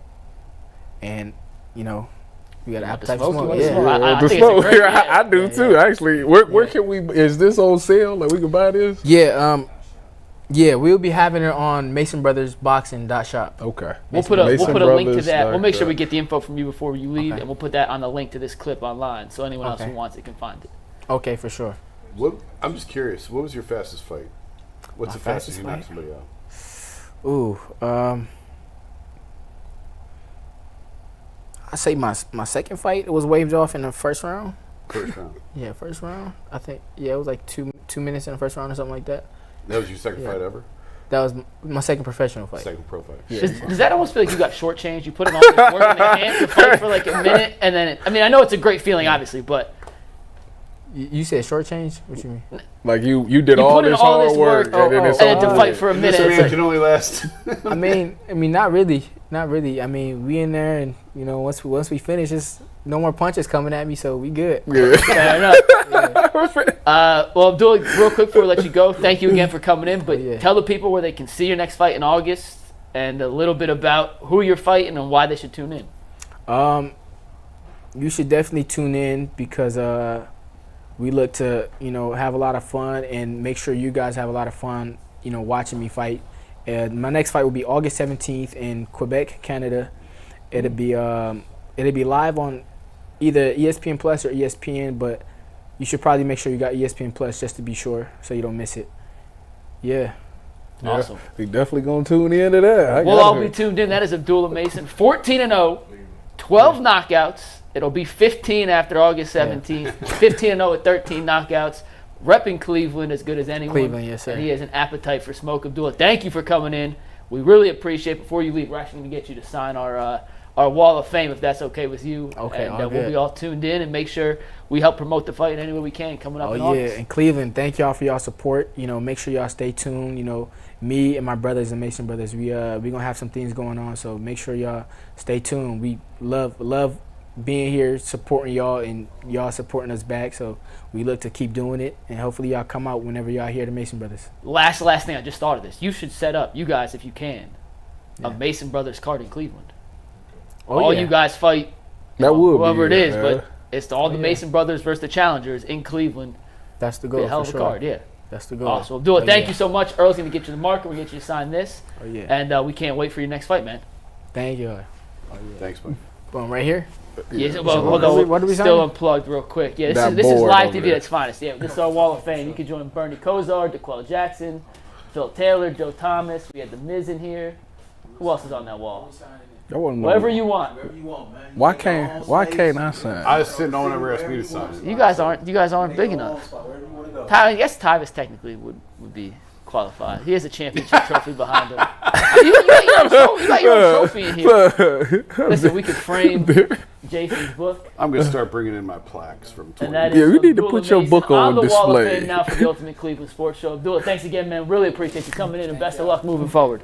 Best of luck moving forward. Thanks, buddy. Awesome. All right, Ant, let's do a read, and we're going to get Abdullah out of here, and we'll see him in August for his next big fight. Yeah, guys, I just want to remind everybody that we have a bunch of other spin-off shows, including the Ultimate Browns, where G. Bush goes every Monday and Friday to give you guys extra Browns Take care, content. man. Good luck. If you're not getting enough on the main show, go check it out. You can also get Guardians and Cavs with their Ultimate shows as well. And don't be afraid to check out Earl's Ultimate 216. Mike, throwing it back to you here. Awesome. That was Abdullah Mason. Make sure you check him out on his next fight coming up in August. Let's pivot and talk a little Cavaliers here, Super guys. heavyweight, 240.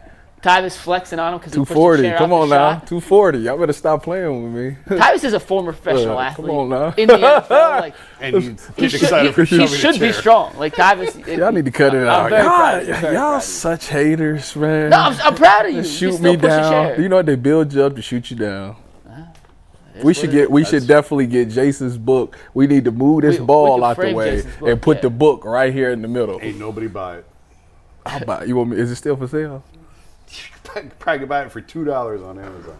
What's It the was- it name was a of good it? book. What's the name of it? If you wrote it, I'm sure it was a good book. That is true. I didn't read it. But if you wrote it, I'm sure it was fantastic. What's the name of it, Jason? I'm gonna look it It's up. called The Blueprint, The Blueprint. a name Jason loves. I hated that name. I did not want it called that. We could get into overtime one day. We get into the ins and outs The of your process. book deal. Yeah. Yeah. But let's talk a little Cavs here, guys. Evan Mobley and the Cavs are in negotiations for what we expect to be a rookie max extension. That has been reported upon earlier this summer that they are in talks. There has been no finalization on that. But from the 2021 draft class, 3 players have already signed their rookie max extensions: Cade Cunningham, Scotty Barnes, and Franz Wagner. Now, to give everyone a little context on what the rookie max is 25% of the salary cap, which, if the salary cap doesn't move, which it will, gives you about $220 million. If you reach a certain criteria, it gets bumped up to 30% of the salary cap. And that criteria is if you win an MVP, if you win Defensive Player of the Year, or if you make an All-NBA team. You can go from about $220 million to upwards of $270 million. And that's why Tyrese Halliburton played through injury last season, because He he made was the eligible for the All-NBA max and he team. wanted to lock himself into the 30% of the cap. So the question is, let's assume for the sake of this discussion, Evan signs the rookie max. Mm-hmm. Can he reach any of those criteria during his deal? He ain't getting the first. then he ain't getting the first. Get two. up to 30%. He ain't getting the first 2. So you say no to MVP, He no ain't to DPOY. Not with DPOY. Not as long as Victor Wembanyama is in the NBA, it ain't happening. So those 2 is not gonna happen. But the All NBA team, you could talk me into it, depending on what we get. Like he would literally have to be what we talked about a couple of weeks ago, where he defines that offensive game. He's hitting shots from 3. Maybe he's facilitating a little bit in this Kenny Atkinson offense. You know, maybe a little bit of what Draymond was doing. If he's doing stuff like that and still really playing at a high level defensively, I feel like he can make that push. Now, where it's hard is it's not point guards, shooting guards. It's positionless now. Exactly. That is what makes it hard. But for him to make it, he has to play sort of a positionless style on the court, which would involve him facilitating and shooting more shots. I actually think he could win DPOY before All-NBA, because there is such a thing, and I've seen it. That they get tired of giving it to the same It's person. voter fatigue. Oh, Gobert has 4 now. Yeah, he's very fatigued. And Wemby's going to get his, for sure. But Evan Mobley's he's an elite defender. He is. And I do think it's not quite as, like with MVP, it very much sometimes becomes a career achievement award. Well, you haven't won it yet, so here's the year that you get to get it. LeBron should have more than 4 MVP awards. It's insane that LeBron James only has 4 MVP awards. But that's neither here nor there. But the point is, I do think eventually Evan will get a DPOY. Now, what will happen over the course of this I don't know. But I think he's actually got better odds. And you're right, Wemby is a game changer. Mm-hmm. I still think he has better odds of winning DPOY over making an All-NBA team right now. A year from now, I may have a different answer to that. I disagree. It's funny, you took almost my exact notes on this topic. Like almost word for word my exact That's because notes. I'm an NBA insider. As an MVP candidate, I can't see it happening. No. Listen, to win MVP over the course of this next contract, he'd have to surpass guys who are also young and about to be in their prime, like Luka and SGA and Ant Edwards, and guys who can just put up monstrous numbers from a position that, not saying Mobley can't, but he doesn't have the ball enough and won't ever have the ball enough to put up those gigantuan numbers. From a defensive standpoint, DPOY, if Wemby's healthy, I think there's a chance he can win 8 of the next 10. Now, can Mobley win one of the 2 that he doesn't win? Certainly. Yeah, he finished second already. He's an all first-team defensive player and caliber player at this moment. I think he'll get even better. I think his best skill set defensively is a free safety roamer with the real rim protector, kind of like Giannis and Brook Lopez, which would make me believe the Cavs, that's part of the reason they want to keep Jared Allen. They don't want to make him a traditional only rim protector. So he could win Defensive Player of the Year. I just wouldn't bet on anyone but Wemby winning it for the next decade. So I think that's tough. In terms of making an all-NBA team, Jason, I put the chance at 33% he makes an all-NBA team over the next 5 years, which some people may say that's way too high, and some people may say that's way too low. But could he become a top 15 player over the course of his next contract? If he takes a slight improvement from an offensive standpoint, and not a slight, if he takes a legitimate improvement from an offensive standpoint and increases his points per game from, I don't know, let's say 16, where he was this year is 15.7, to 23 points a game. Ooh. Becomes a little bit of a better rebounder. That goes up to 11, 12. Because he's a focal point of the offense and being used in a different capacity, his assist numbers can go from 2.5 to 4.5. He's still always going to average a block and a half to 2 blocks per game. He's still going to have a steal per game. If he's shooting 37, 38% from 3 on volume, not on 1 attempt per game, but on real volume, I do think that puts him in the conversation of a top 15 guy over the course of a season in the league, because it's not, are you one of the top 15 players in basketball? It's, are you one of the top 15 players in basketball who qualified for the year that award? So you only have to be a top 25 player, just be one of the top 15 that year. 1 in 30 chances, I don't think it's outrageous. I think that's pretty fair. No, I guess it's not outrageous. I just, and if he puts up those numbers, yes. But if you're playing alongside 2 ball-dominant guards, I'm not sure that you're going to get those touches. And that's part of what I'm curious to see how this offense looks under Kenny Atkinson. The way that Kenny described Evan's role is far different than what we've seen in terms of putting the ball in his hands and almost making him like a hub that the offense is going to run through. Is how we described it. Yeah, and I don't. I mean, Draymond was able to do it with Steph Curry out there, but Klay Thompson is more of a shooter. I don't know that I would consider him a ball-dominant guard in the traditional sense. He's the least ball-dominant player that scores. The game he scored 60, he took 11 dribbles. Yeah, so the beauty of the Warriors was multiple guys who could dribble, pass, and shoot, and Draymond was a huge piece of that. I just don't know the way that – I mean, for Evan to play the way that Kenny has described, Donovan and Darius have to drastically change the way that they play because you can't do all 3 of those. So I'll go back to I just looked up the Defensive Player of the Year list. I mean, Rudy won it in 24, but Jaren Jackson won it in 23, Marcus Smart in 22, Giannis in 20. So while Rudy has 4, there is still some mix in there. I still think the best path for Evan is the Defensive Player of the Year. But could he get – I mean, how many times has Donovan made an All-NBA team? We just looked at one. Yeah. I'm pretty sure. He would have made it this year, but he didn't qualify games. So it's hard, man. It's really hard to make those lists. Yeah, but you think the DPOY is more makeable? I actually think there's a better path for him to get there than there is to get to the All-NBA teams. Yeah, 1 All-NBA team for Donovan, which was his first season in Cleveland. Now, the way that Kenny Atkinson described it, let's see if they're able to pull that off. But it's going to impact the way Donovan and Darius are playing as well, because you can't run through things through Evan. I mean, I don't want to overstate it, but they can't have the ball in their hands as much. Well, Darius and Donovan can't. Well, Evan, go ahead. Even if Kenny Atkinson uses Evan like Draymond, they didn't run everything through Draymond. It's just certain possessions that all of a sudden Evan's the focal point and the creator. And you could run a lot of stuff. And Golden State used to run this gaggle play, which if you listen to was LeBron and JJ's podcast. Mind the game. It was like the second or third episode they ever did. They were talking about the most JJ asked LeBron, what's the most unguardable set in basketball? And they both agreed that it was this gaggle set, and I don't really know why it's called a gaggle set, and I couldn't explain to you what the actual action is, but it was this gaggle set where they entered the ball to Draymond in the post. Klay and Steph were here, and there was a back screen, and it was a complete read situation.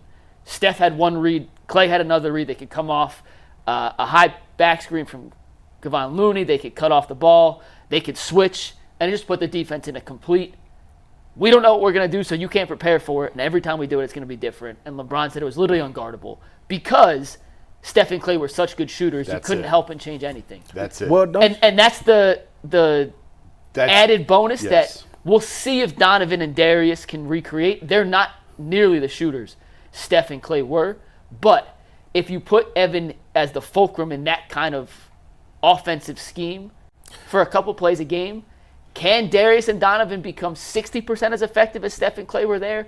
And if they can, it's not crazy to think that Mobley's assist number can jump from 2.5 to 5 almost ASAP.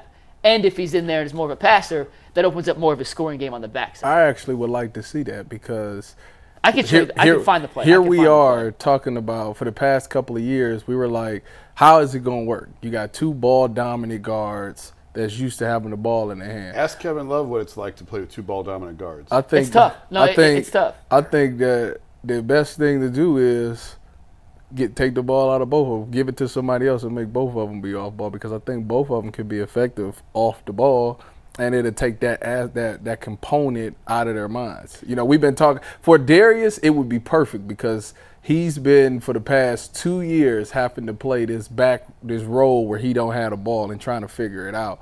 Well, if you add some cuts to it and they're finding him open and now he's backdooring and he can shoot, he's been preparing for that for the past 2 years anyway. Longer than that. Go back to the time with Colin Sexton. It was the same thing. I guess you got a point there.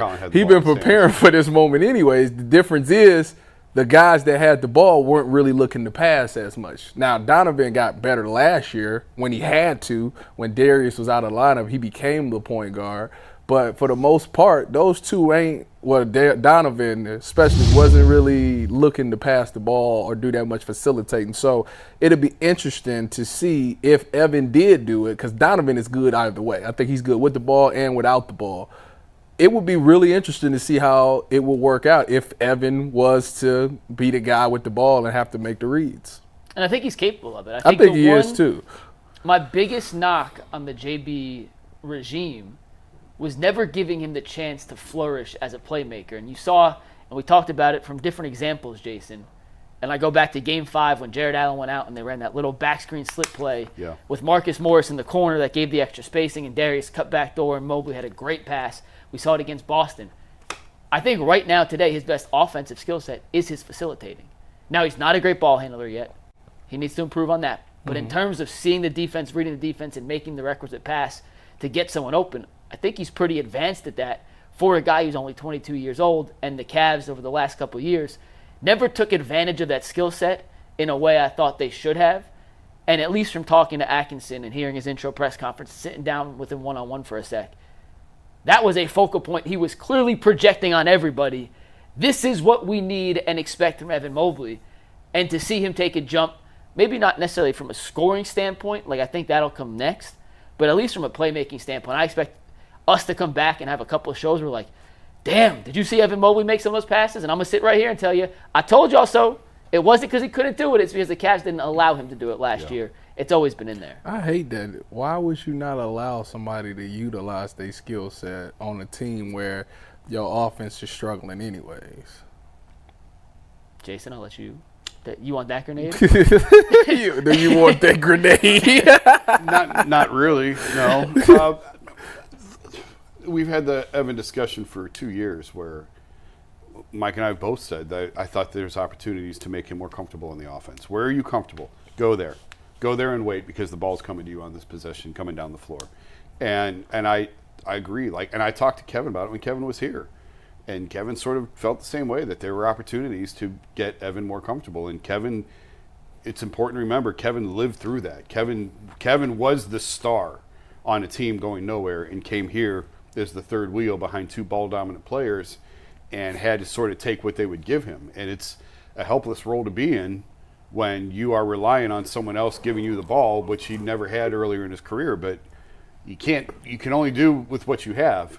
And when Ty came in, Ty very much made it a point of telling them, you get him the ball, he goes first. You guys can get yours whenever you want. Kevin goes first. And I think Kenny it sounded like to me at the introductory press conference, started to lay the groundwork for the exact same. Ty was much more blunt and mean in the way that he did it. But it was but he was also dealing with different personalities than LeBron and Kyrie. I asked him It straight was up. very effective. When we sat down one-on-one, I said, correct me if I'm wrong, but it sounds like you're describing Draymond and how you want to use Evan. He goes, no, I'm glad someone picked up on that because that is pretty much the vision, at least facets of it, maybe not exactly. And that's the same. experience he's coming from. Yeah. That's obviously with Golden And State. Draymond, didn't he call Draymond, or Draymond called some players and was talking about Kenny? Kenny said when he got the job, Draymond called him and talked about Evan Mobley That's and raved him okay. up immediately. Okay. And do you have that Gaggle play I sent? I sent you guys two tweets of the Gaggle play. You guys sleeping back there. Sleeping on the job. It's this new system. I don't like this new social news desk system. Tagboard was so much better. So much better. We'll move on in one sec. But back to the can he reach the max? What percentage would you give Evan Mobley of hitting any of those three criteria over the next 5 years? DPOI, MVP, Zero All-NBA. MVP. Just any of the Overall. three. You can combine them. Overall. I'm going to give him 50. I'm gonna give Like 50? him. I'm gonna give him 35. I'll give him 50. I was right in the middle. I'm at about 40%. 35. I think there's a pretty good chance that he could do that. All NBA is a hell of a lofty goal, but he's young enough with some of these other guys falling off, and not necessarily falling off, but LeBron can't be still playing in 6 years, and Kawhi, and like Giannis will be on the back end of his peak at that point. Whoa. He will be. It's the truth. There will be no fall off. You know, I'm sitting here talking myself out of what I said now because as I think about it, the one thing with Kenny very much is probably more offensive minded than defensive minded, and I just wonder, will his defense go down a little bit? Just the entire slippage of the team. There's going to be a little bit of slippage. There is, yeah. It's just inevitable. Especially because he wants to play fast. That's part of playing fast. And I wonder now if that will hurt some of the defensive metrics and some of his defensive opportunities because they're going to play. JB was such a defensive-minded coach, and everything was funneled to the big men and making sort of Jared and Evan the stars defensively. Yeah.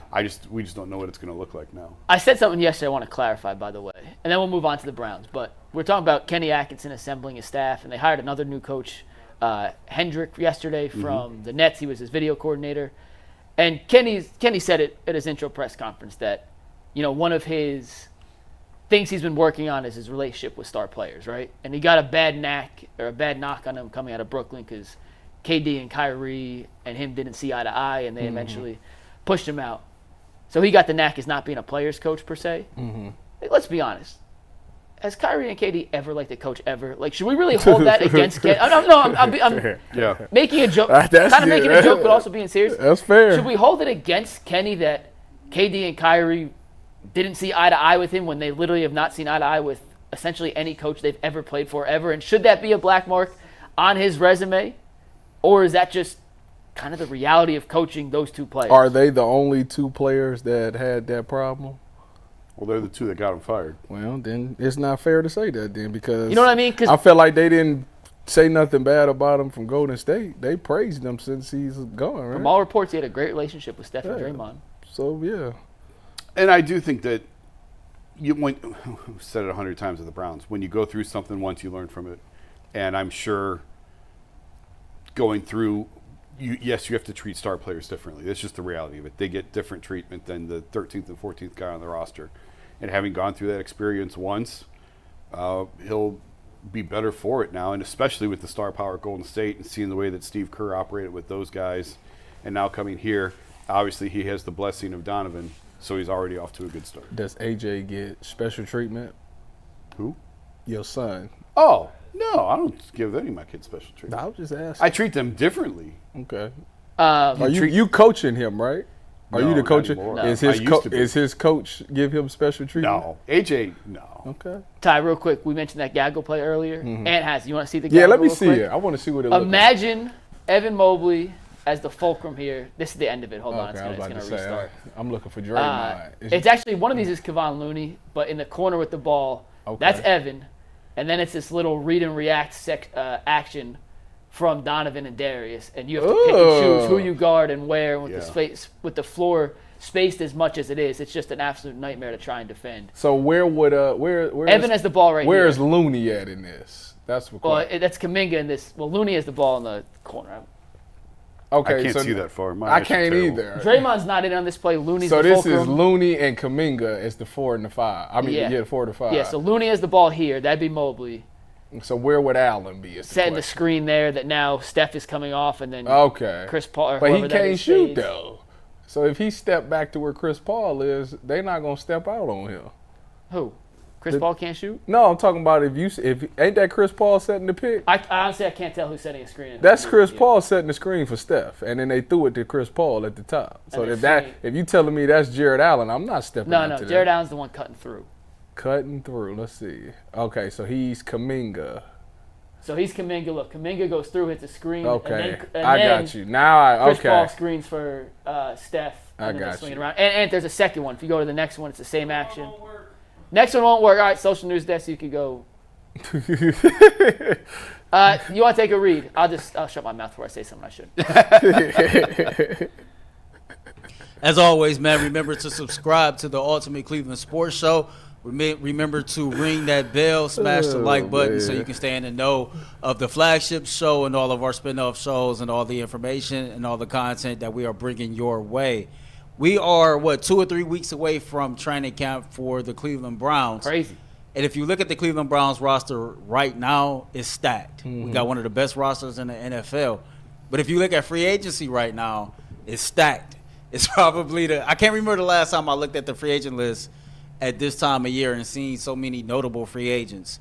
But with that being said, is there any player or players that you would like to see Andrew Berry bring in and add to the Cleveland Browns roster for an attempt to earn a spot during training camp? I'm going to take a biased answer right here because I think this is the most stacked position right now in free agency. It is the safety position. You think about just He's on my list, too. I know who you're going to say. My boy. JS? Yeah. He's on my list. So you think about Juan Thornhill and you think about Delpit, either one. Those guys are both coming off of a season where they dealt with injuries. Juan Thornhill dealt with the calf, I think it was, and Grant Delpit dealt with the groin injury. So these guys are both coming off of injuries. So you never know what to expect. Typically when you get older in age, once your body starts breaking down, the chances of it breaking down again is very high. So I think, don't get me wrong, the backup guys is great. I think Ronnie Hickman, DeAnthony Bell, all of these guys are great, But I think when we got to the playoffs, I still think at that safety spot with Ronnie Hickman being young, I think if you'd have had another veteran there, because we didn't have, what's my guy from the Eagles that came here? McLeod. We didn't have McLeod because he got hurt as well. So I think that if you went to the playoffs and you had a Justin Simmons, who that's my guy, that's my dude. If you get Justin Simmons, I think that he solves a lot of problems, especially if somebody goes down. But if you have that veteran presence in a playoff situation, I think that it calms down defense. At worst, you won't give up these plays down the field because they know that their job is to be the deeper than the deepest. And I don't think you have some of the mistakes that we had in that Texans game. So the safety position is one spot that I would look at. Yeah, let me say one thing on Justin Simmons, and I'll give you my answer, then we'll see what Jason says. They don't need a safety, as you accurately said. That position group is stacked, but you can never have too much depth in the secondary. And right now, Justin Simmons is better than 2 or 3 of the guys in that room. Yeah. Right now, he's better than Ronnie Hickman. Only thing is, I think right now he's better than DeAnthony Bell. Right now he's better than Rodney McLeod. I think he's 30. That's all. That's the only. Exactly, and that's why he's not there. And I don't think the Browns need to bring him in by any means. No. It'd be a luxury to have him in the room. Mm-hmm. But when you look at McLeod coming off injury, when you look at Bell and Hickman, who had good seasons last year but are still young and learning, up-and-comers, they certainly have potential. All of their old guys came off hurt. Juan, Delpit, and McLeod. So just bringing him in. And he actually graded out pretty well on PFF. He had a 77 grade. He's really good. Against the run. I love him because he's a student of the game. He is one of those guys that he watches film, and on Sundays he knows what's coming before it happens. So my 2 picks, I had Justin Simmons as a potential guy. The other 2 guys, at this point, when you look at the Browns roster, they're loaded. Earl said it well. They don't really have a glaring weakness at any position group. So I was looking through, and I'm not sure I'd call the remaining free agents stacked. I think there's a lot of names that you remember because they were good, but it's been a certain period of time before they've been good again. I think I know who you going to say. One of them was Michael Thomas. I wasn't going to say that. Go Bucks. If you can get Go Bucks. Literally anything out of Michael Thomas, because I don't believe great red zone threat. I don't believe he's fallen off the cliff completely. I still believe there's a hell of a football player in there somewhere. Just got to stay healthy. If you can get him to be healthy and get anything out of him, he's certainly better than the David Bells and the Cedric Tillmans, who, once again, they have potential, but right now we're talking about in the moment. If you get half of Michael Thomas from 2019 when he was the best receiver in football, you're getting a valuable contributor. And if he doesn't pan out, you just cut him in training camp. So he's a guy I'd be interested in. And then you look at the tight end room. Outside of David Njoku. You've been beating this drum for like No, the guy I wanted got signed. Who? Logan Thomas. Oh, yeah, he did. Yeah, he got signed by he would have been my only answer. Yeah, I was about to say, you've been talking about this tight end. So I was still looking at because outside of David Njoku, they have Akins, Gio Ricci, and the undrafted free agent. Like, that doesn't scream, hey, we're set at this position if Njoku goes down. And there's no one out there that has a ton of – I don't want to say doesn't have a ton of talent. That's not the right way to phrase it. That has the production to match, like, the excitement level. I'm going to be honest with you. But, real quick, Blake Bell out of Kansas City, who has 3 Super Bowl rings. A blocking tight end, if you're not going to bring an elite physical skill set to the table, at least you can bring some playoff leadership experience and know what it takes to win at the highest level. He's a really good blocking tight end. Not much of a threat in the receiving game. But if you're looking at free agents to bring in here, at least for training camp, see if they have something, I think he makes sense. I think Michael Thomas makes sense, and I think Justin Simmons makes sense, but I don't expect the Browns to do any of those 3. I'm going to be honest with you. If Njoku goes down, they will move to 10 personnel. It wouldn't be, you know what that means? Yes, I know. Okay, you was looking at me like I was 10 personnel, 4 wide receivers is what it means. No tight end. Yeah, no tight ends, 4 wide receivers. But that's the point I was going to make is that I think in this offense they're de-emphasizing the tight end position. What in this new spread shotgun attack that I think we all expect to see. Njoku is really good, so they'll find a role for him, but I don't think that Kevin Stefanski loves tight ends. Yeah, no kidding. But with where they're going, that's why I don't think tight ends are a priority on this. I mean, it's clearly they didn't. Yeah. You can just tell by the moves that they made. They'll make Njoku work because he's such a talent. But if you ask Deshaun and Ken Dorsey to draw up their ideal offense, it's not going to include a tight end as a pass catching threat. Where did Harrison Bryant go? Oakland or Vegas, with the Raiders. Well, that's a good place for him. Who you got? Because I got a guy, but go ahead. I root for chaos. Oh my goodness! So I'd like to see them sign Eli Apple just so you and Bull can scream at each other. Hey, it's not a bad pickup. That's not a former first-round pick. That's not a bad experience. I mean, you could always use more DBs, but honestly, I don't think whoever's out there now is probably making the 53. You know what? It is a guy that could potentially do it. He coming off an injury. He's like career was supposed to be over. The tackle from the Packers, David. Bakhtiari? Yeah. Didn't he sign somewhere? Did he? I don't know. I don't think he did. Because I was actually looking for I'm sitting there thinking you're not 100% set on your left tackle situation. If Jed, I mean, even with Jed, like if this guy, Jed was my pick for a He's breakout. a free agent, by the way. I know he is. You're right. Yeah. He was supposed to be like his career was supposed to be over, but he like got some type of surgery or something, and now he's fine. He's been cleared to play. Yep. And if he's good to play, and this guy was a premier left tackle, like this ain't no slouch. This dude was really good. 30. I actually forgot about that. He's up there in age, but he was 30, really good.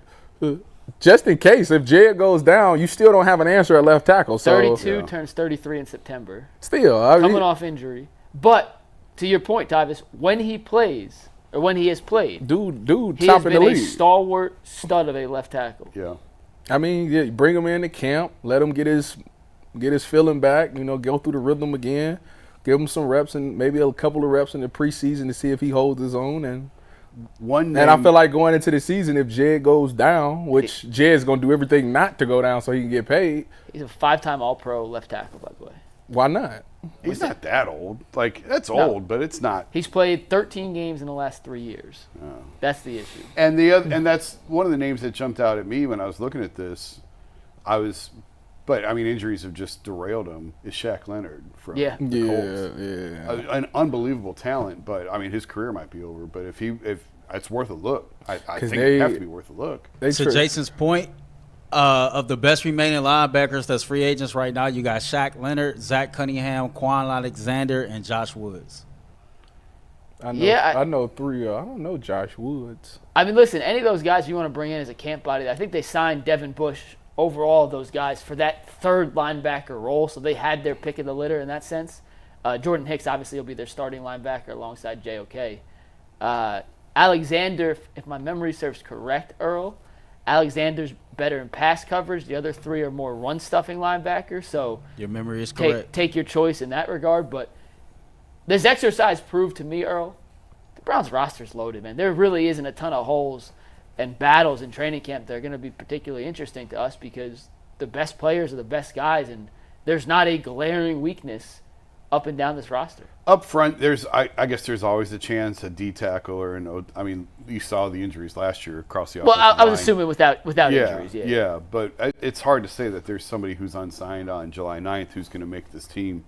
I mean, even we talked about how many rookies could they carry before the draft. There's just not that many spots open. So if everybody stays healthy, I don't know who's on that list would make a guy. I was shocked that Shaq Leonard was still out there, but his career might be over with. He's had so many injuries the last couple of years. I'm still on the left tackle or the safety thing. Like I think I might have hit a home run with both picks. Simmons can play. Yeah, both of them. And Either one, bam, you'll be perfect during the season. You'll thank me later. Simmons is going to sign with the team when their starting safety gets hurt in training camp, and he's going to step in and play. That's exactly what's going to happen. Yeah. Bakhtiari, I don't know, but this is not part of the question, Earl. But you guys mentioned the defensive line being so in depth. We'll talk about this later during training camp probably 100 times. Who's going to be that second starting defensive tackle alongside Dalvin Tomlinson? Mike Hall, go Bucks. I don't think he'll be the starter, but he's going to play. Mo Hurst. Quentin Jefferson. Oh, Q. The more I do some research on Quentin Jefferson, and the more he should have a Saks underwear sponsorship. He, alongside Myles Garrett, Tomlinson, Za'Darius, and the rest of the guys in that line, I think he's in a position to feast this year. And they're only going to play. Like, these defensive tackles, I don't know how many snaps let's just say there's 100 snaps a game. It ain't. No, but I'm just saying. It ain't. You better 70. Well, now that makes math harder. That's why I think he's 100. 60. He may play like 35 snaps a game. Okay. And they're all going to be rotating in and out. I don't think any defensive tackles will be playing more than 40, 45. But these dudes are going to have a chance to eat. They're going to be fresh, and by the end of the game in certain pass rushing situations, when you can put Jefferson and Mike Hall next to Za'Darius and Miles, like, I don't know what the over-under on FanDuel for the Quentin Jefferson sack total is. I'm hammering the over. I feel really, really confident he's about to have a monster I doubt season. you can look that up. I don't think they have any of those listed What yet. is the sweet spot in your mind for snaps for a D tackle in a game? Going off, just to keep it simple, let's go off 100. I know there's not 100 plays in the game, but it's more for the percentage. It depends on the depth of how many. Well, that's what I'm saying. Like, ideally, what's the sweet? In a perfect, when you can rotate. If you can rotate, you want them to split them half and half. 60-40? 60-40, probably your best guy 60-40. Okay.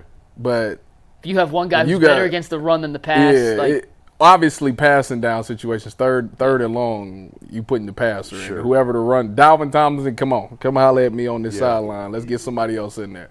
But his sack total is the fakest sack total of all time. Didn't he get them all in one game? Yeah, 3, and all came against Clayton Tune.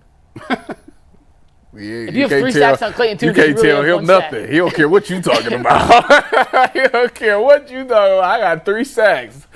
Oh, we got a super chat to wrap it up here. Yeah, shout out to Brody's Bottom Line, who says Doc Taylor and Chris Chambers was also pretty good on the hoop side as well at Bedford High School.